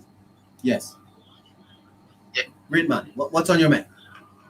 Well, just weighing in on the conversation, I do believe that we have several positives that is taking place across this country that, if compared with other dispensation from the 60s to now, I would want to think that Jamaica is in a good place.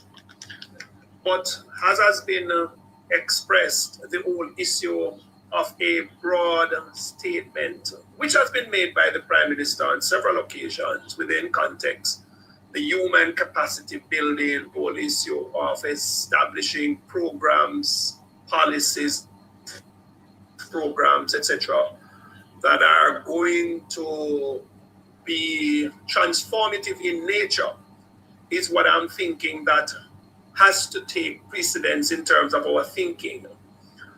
Whether or not short-term, medium, and long-term means a particular timeline that equates itself with our objective, what we would want to see, is another matter that we need to consider. But there also needs to be that conversation which allows each of us, every single one of us, to become the catalyst for that conversation and that action that is going to lead to national development.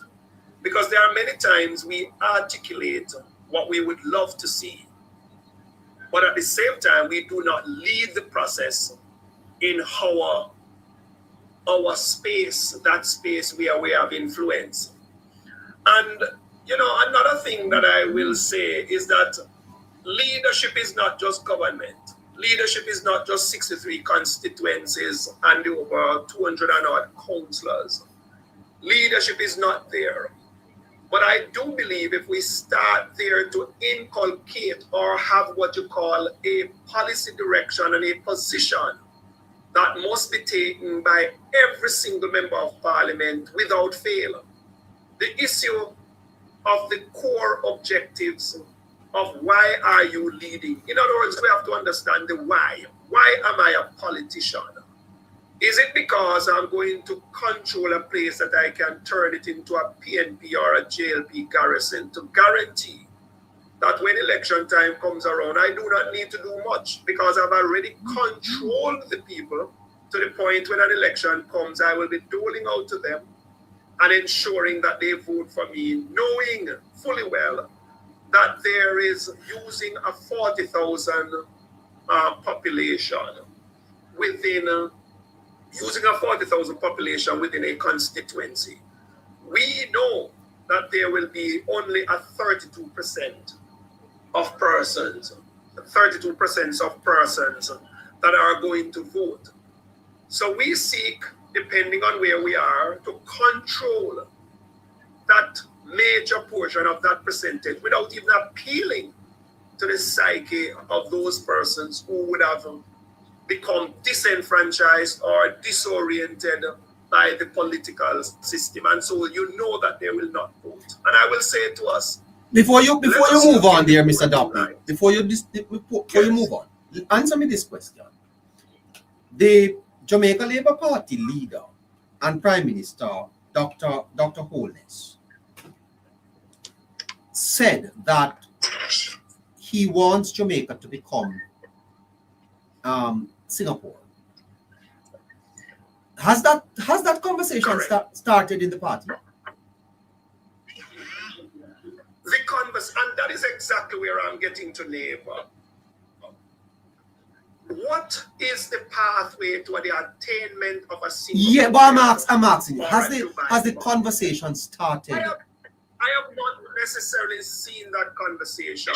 It has not populated itself in such a way. Well, why don't you start it? Listen, you know, sir, leadership, and you have always espoused the virtues of leadership. Leadership is visionary. I used to work with a man, you see, and all he would do is talk to me. He would say, you know, yes, neighbor, we have these conversations, and then I would now take his vision and operationalize it. When is the party going to start having workshops and town hall meetings and engage the people in a discussion as to the road to Singapore? This is not politics plus jobs, sir. It's your party. When is the party going to start? Absolutely. And that is why I say, Neighbour, that the conversation and the message, the broad message. I am challenging you, Mr. Dobnik, to start this conversation in the party. It is a very exciting prospect. It is a very exciting prospect. Hold on, Mr. Dobnik. It is a prospect that I think can lift the spirits of Jamaicans. Mr. Dobnik,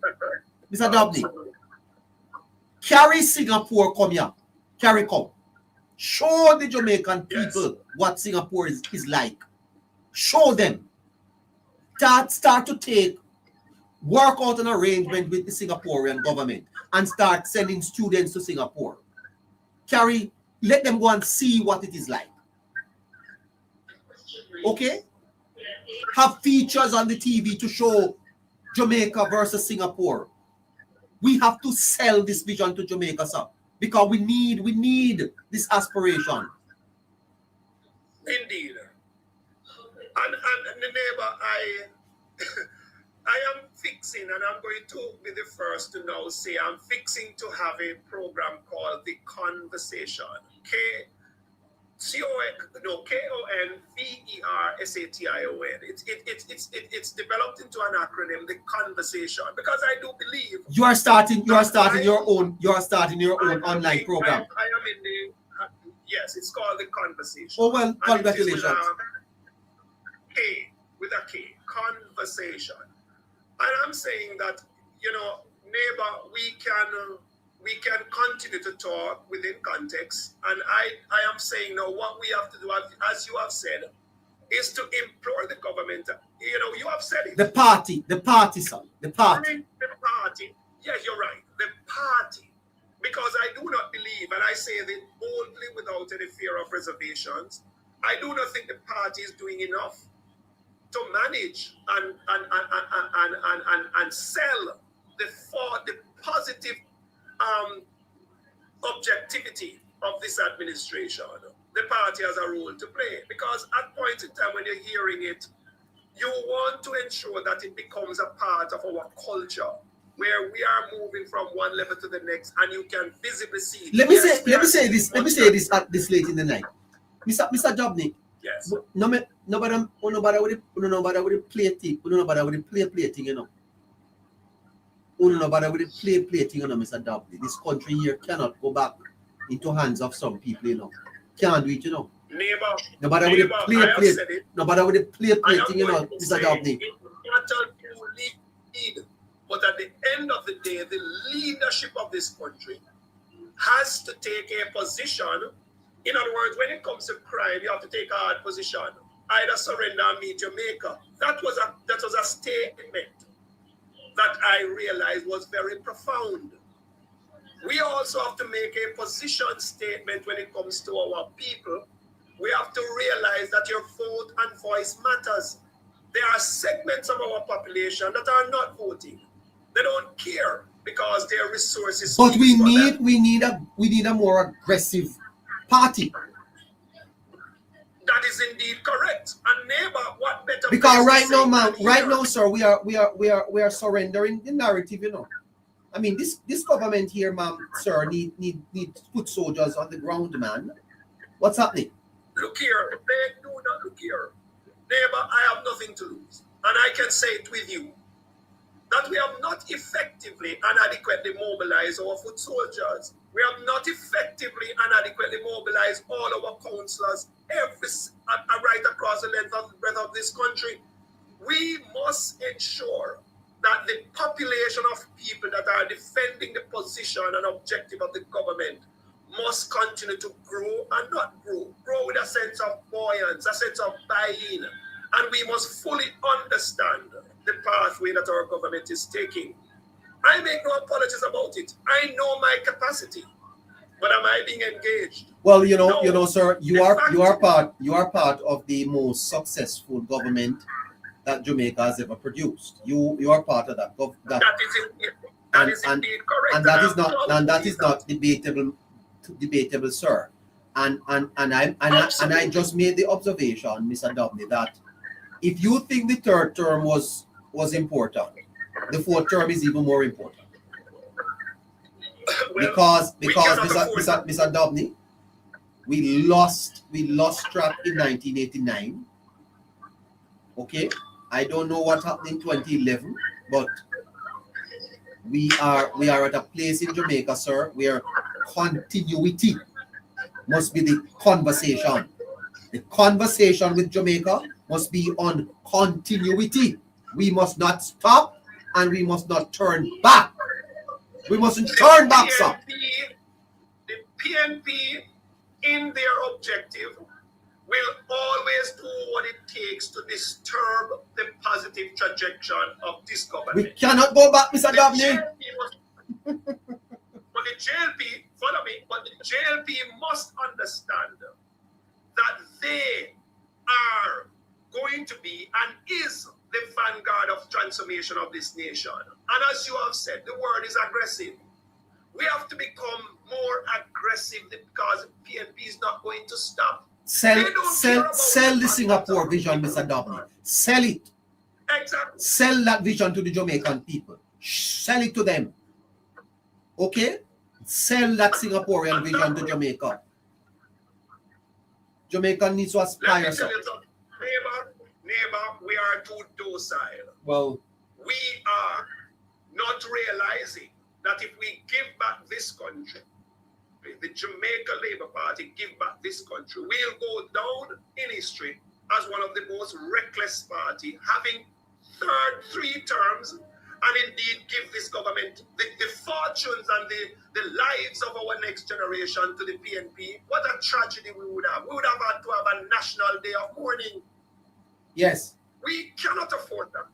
And so the aggression of populating our policies, allowing the voice of the Jamaican people, the voice of reason, the voice of objectivity, that is what the party must be talking about now, because we must not only be talking as a government and as a party, we must be measuring the buying of a population of, let's say, 3 million people. What's the percentage of buying that are saying yes to the Jamaica Labour Party and its transformative objective? The development model that matches Singapore, the development model that matches Dubai. How are we going to allow this conversation to be daily and also get in the schools? Because if you're turning out students who does not understand their role and function in the transformative mission, then we are going to have a problem. So there goes a part of the curriculum. Finally, Mr. Dabney, because I'm out of time, the politics of narrative displacement, I think is affecting the party, where the good policies, programs of the government is being displaced by a politics of obstructionists by the PNP. Why are we falling into the trap of narrative displacement? And how are we going to break free from that? Well, I will say to you, neighbor, that any project, any objective of any administration is going to have to put certain things in place to mitigate against the things that will come your way. And now in the Jamaican context, a reckless opposition. We have to sit down and devise a strategy that when the opposition speaks, yes, you are going to evaluate what they are saying, because you're not going to be void of the voice of the opposition. But you must also put it into context in such a way that it nullifies their position. Yes, but every week, Mr. Dabney, the minister of Works, Robert Morgan, gave a fantastic presentation on Tuesday. I don't see anything about that. What I hear they talking about is Miss Burchel longing out her tongue in the Parliament and massaging microphone and the disruption there. The PNP. If you give a listening ear to folly, if you continue to give a listening ear of folly, then that's what you're going to get. You're going to, in other words, be seen as masquerading on the platform of folly rather than performing on the platform of a development objective. We cannot allow them to continue. We must ignore these individuals. But it is in the interest of the opposition to frame the narrative and to make people talk about the things they want people to talk about. Because if people talk about NARA, if people talk about NARA, it benefits the government, you know, sir. If people talk about the reduction in crime, and you see the hospital that is being put up in Spanish Town, how many hear anybody talk about that? Thank you, neighbor. I have had a position in my mind that as it relates to GIS that I know within the 60s, the 70s, was what you would call a connect with the grassroots. It had a captive message of the program and processes of government.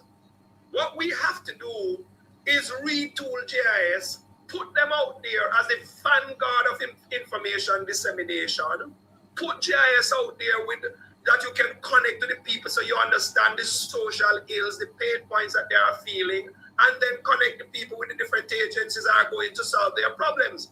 Secondly, if you don't fix the agencies in terms of who leads these agencies, then you may very well have another problem, because they are dancing to the narratives of the PNP, because regardless of what the JLP is doing, they are not going to be receptive to solving those problems. Fantastic. Objectively within their own context until when they come to power. And that is why you have to rid the agencies of political nepotism. You have to put people in place that are going to drive government policies. And the system and the professional ethics that they will practice is one that gives value to the positive development of government. Not that they will not be able to speak boldly about those things which are not right, but at the same time, they are being professional enough to become the pillars of transformation for the government. And that's what we need to deal with. We have to deal with that, neighbor. You're a member of the party, sir. Can I hear your views on the Wheatley matter? It is something that my view is always going to be, we live in a real world. Situations will come to the fore. But it is for those individuals to which those situations align themselves to do what it takes to treat with those matters. It is something that has to be dealt with, because let me tell you something, the Prime Minister cannot carry the baggage for everybody, you know. And so they will have to deal with the matters that concerns them and their private lives.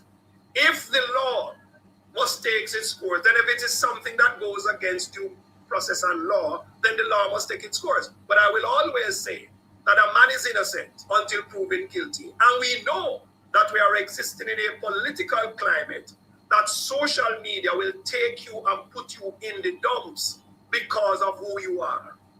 Everyone have a responsibility to defend themselves against these allegations and situations that confronts them. And I hope the Prime Minister objectively speak to the fact that, yes, people will find themselves in a situation, but there is law and there are process. Do not be quick to judge. Do not be quick to say because of who the person is. Them at this long time and them at that long time. I'm going to be politically correct. The law must take its course. Thank you. And where the defense must happen, it must happen from the defense of the person who is, in quotation mark, being targeted in this regard. What about the third island situation? The government. Well, I'm never afraid to speak about the context based on my critical assessment of situation. Yes. Jamaica is part of bilateral agreements right across the length and breadth of the globe. Yes. And if you are approached by the United States, regardless of how big you think they are, it is the remit of our administration, the Ministry of Foreign Affairs, the Ministry of National Security, all those ministries that has what you call things to do with this matter, to effectively look at the document, critically analyze it, and be willing, with guts and a broad back, to say to America, this does not fit our objective, this does not fit our objectives, and by extension, this is what we would expect in order to give value support. We are not sitting down. Why? Well, I don't know. Mr. Dobney got disconnected here. Sorry about that, Mr. Dobney. I don't know what happened there. Sorry about that. Sorry. Member Harry. Good night, neighbor. Astute. Good night, neighbor. Right. I don't know what happened to Mr. Dobney there. He got disconnected. Sorry about that, Delroy. Member Harry. I don't know.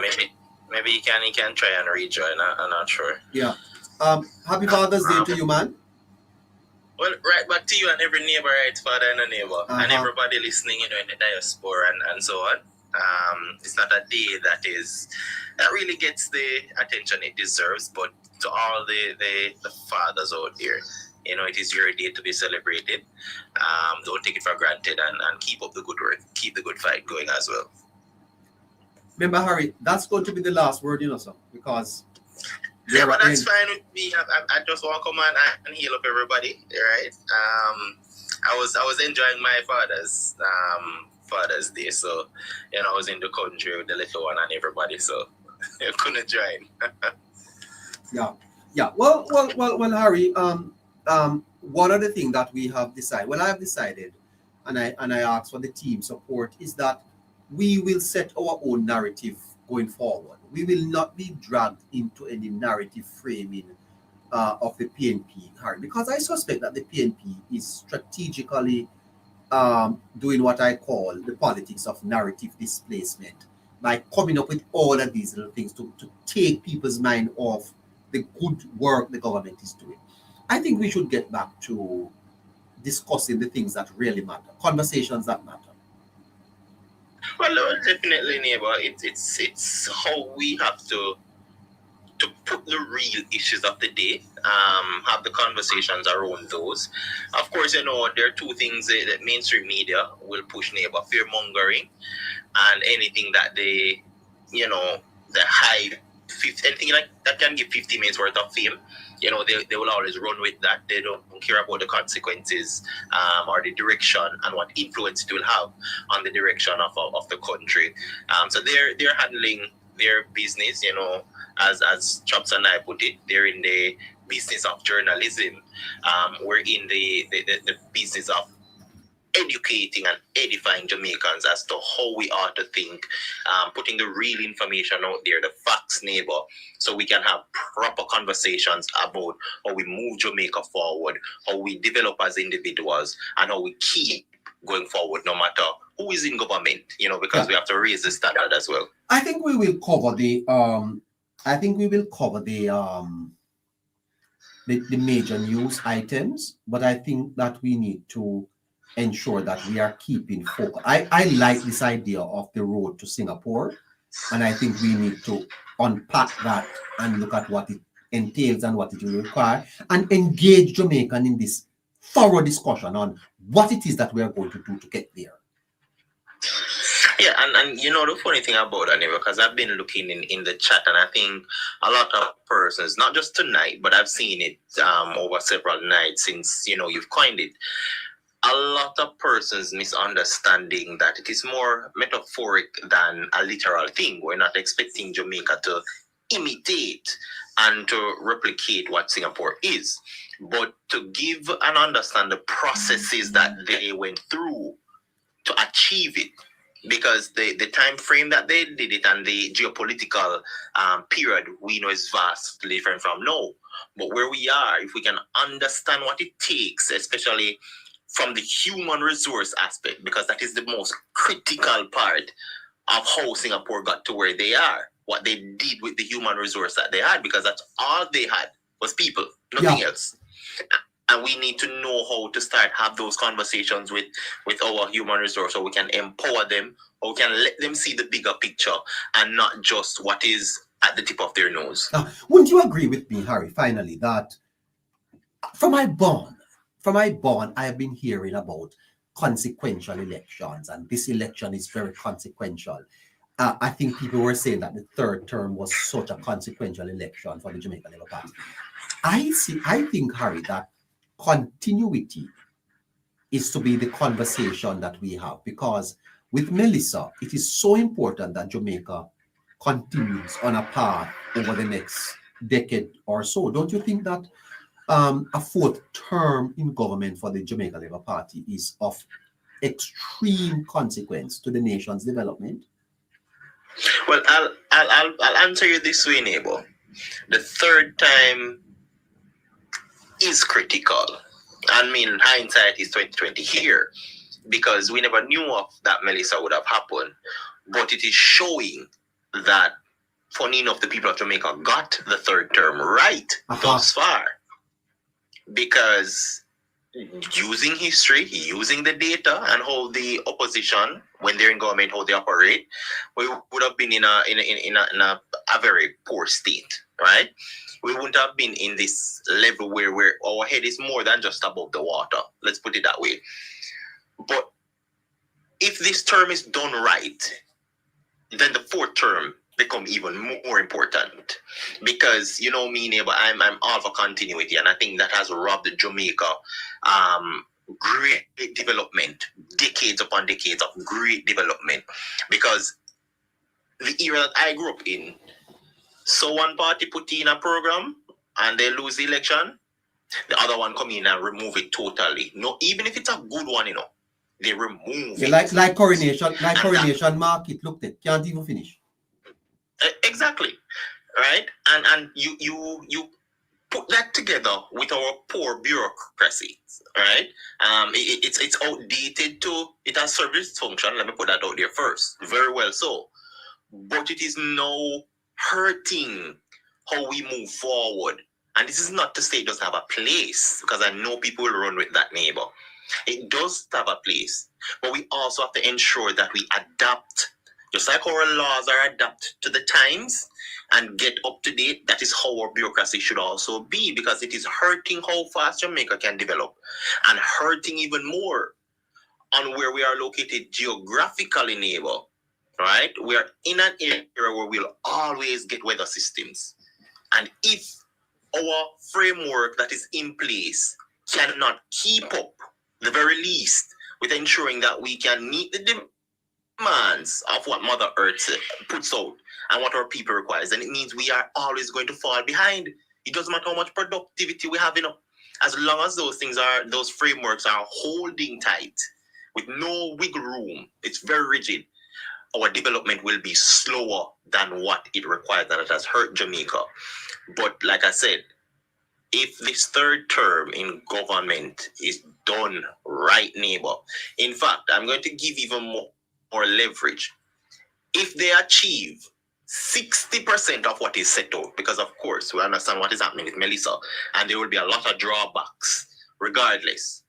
But if they achieve 60% of their targets and the opposition remains the way they are, then Jamaica knows exactly what to do 2029, 2030, because then the fourth term becomes even more important than the third term. Continuity will be conversations happening tomorrow on your favorite show, the Hello Neighbor show, on the road to Singapore. We're going to be dealing with that all week. Please remember that the Prime Minister speaks on Nationwide tomorrow at 10 o'clock. I want to see whether or not we could jump on at about that time and see if we could have some discussions on that if news break there. I expect that there's going to be a lot to talk about from that conversation. But until that time, YouTube, Patreon, X, thank you so much for joining us on this glorious Father's Day. And to all my friends on TikTok, thank you so much. Caroline is still with us, Harry. And you know what time it is now in the United Kingdom? What time is it, neighbor? Shouldn't it be early morning for her now? Yeah, it is actually early morning. As a matter of fact, it is 2 minutes after 4. It is actually 28 minutes after 5 in What a woman this is, Carol. 4:28. What a woman she is. 4:20. Neighbor, I said something privately and I said it publicly, and Caroline holds true to that, neighbor, and I won't have to. By the way, is she single? Is she single? Well, only she can tell you that, neighbor. You're a diplomat. You should be working at the Ministry of Foreign Affairs. Kamina Johnson Smith is no better than you, I can tell you that. Hold on there, Harry. Okay. Neighbor, you're on YouTube still. What you all talking about? Shafreen, please, let's close out YouTube. Yes, neighbor. All right, thank you so much. You're here. Have a great night, Shafreen. You're great. Thank you. Good night.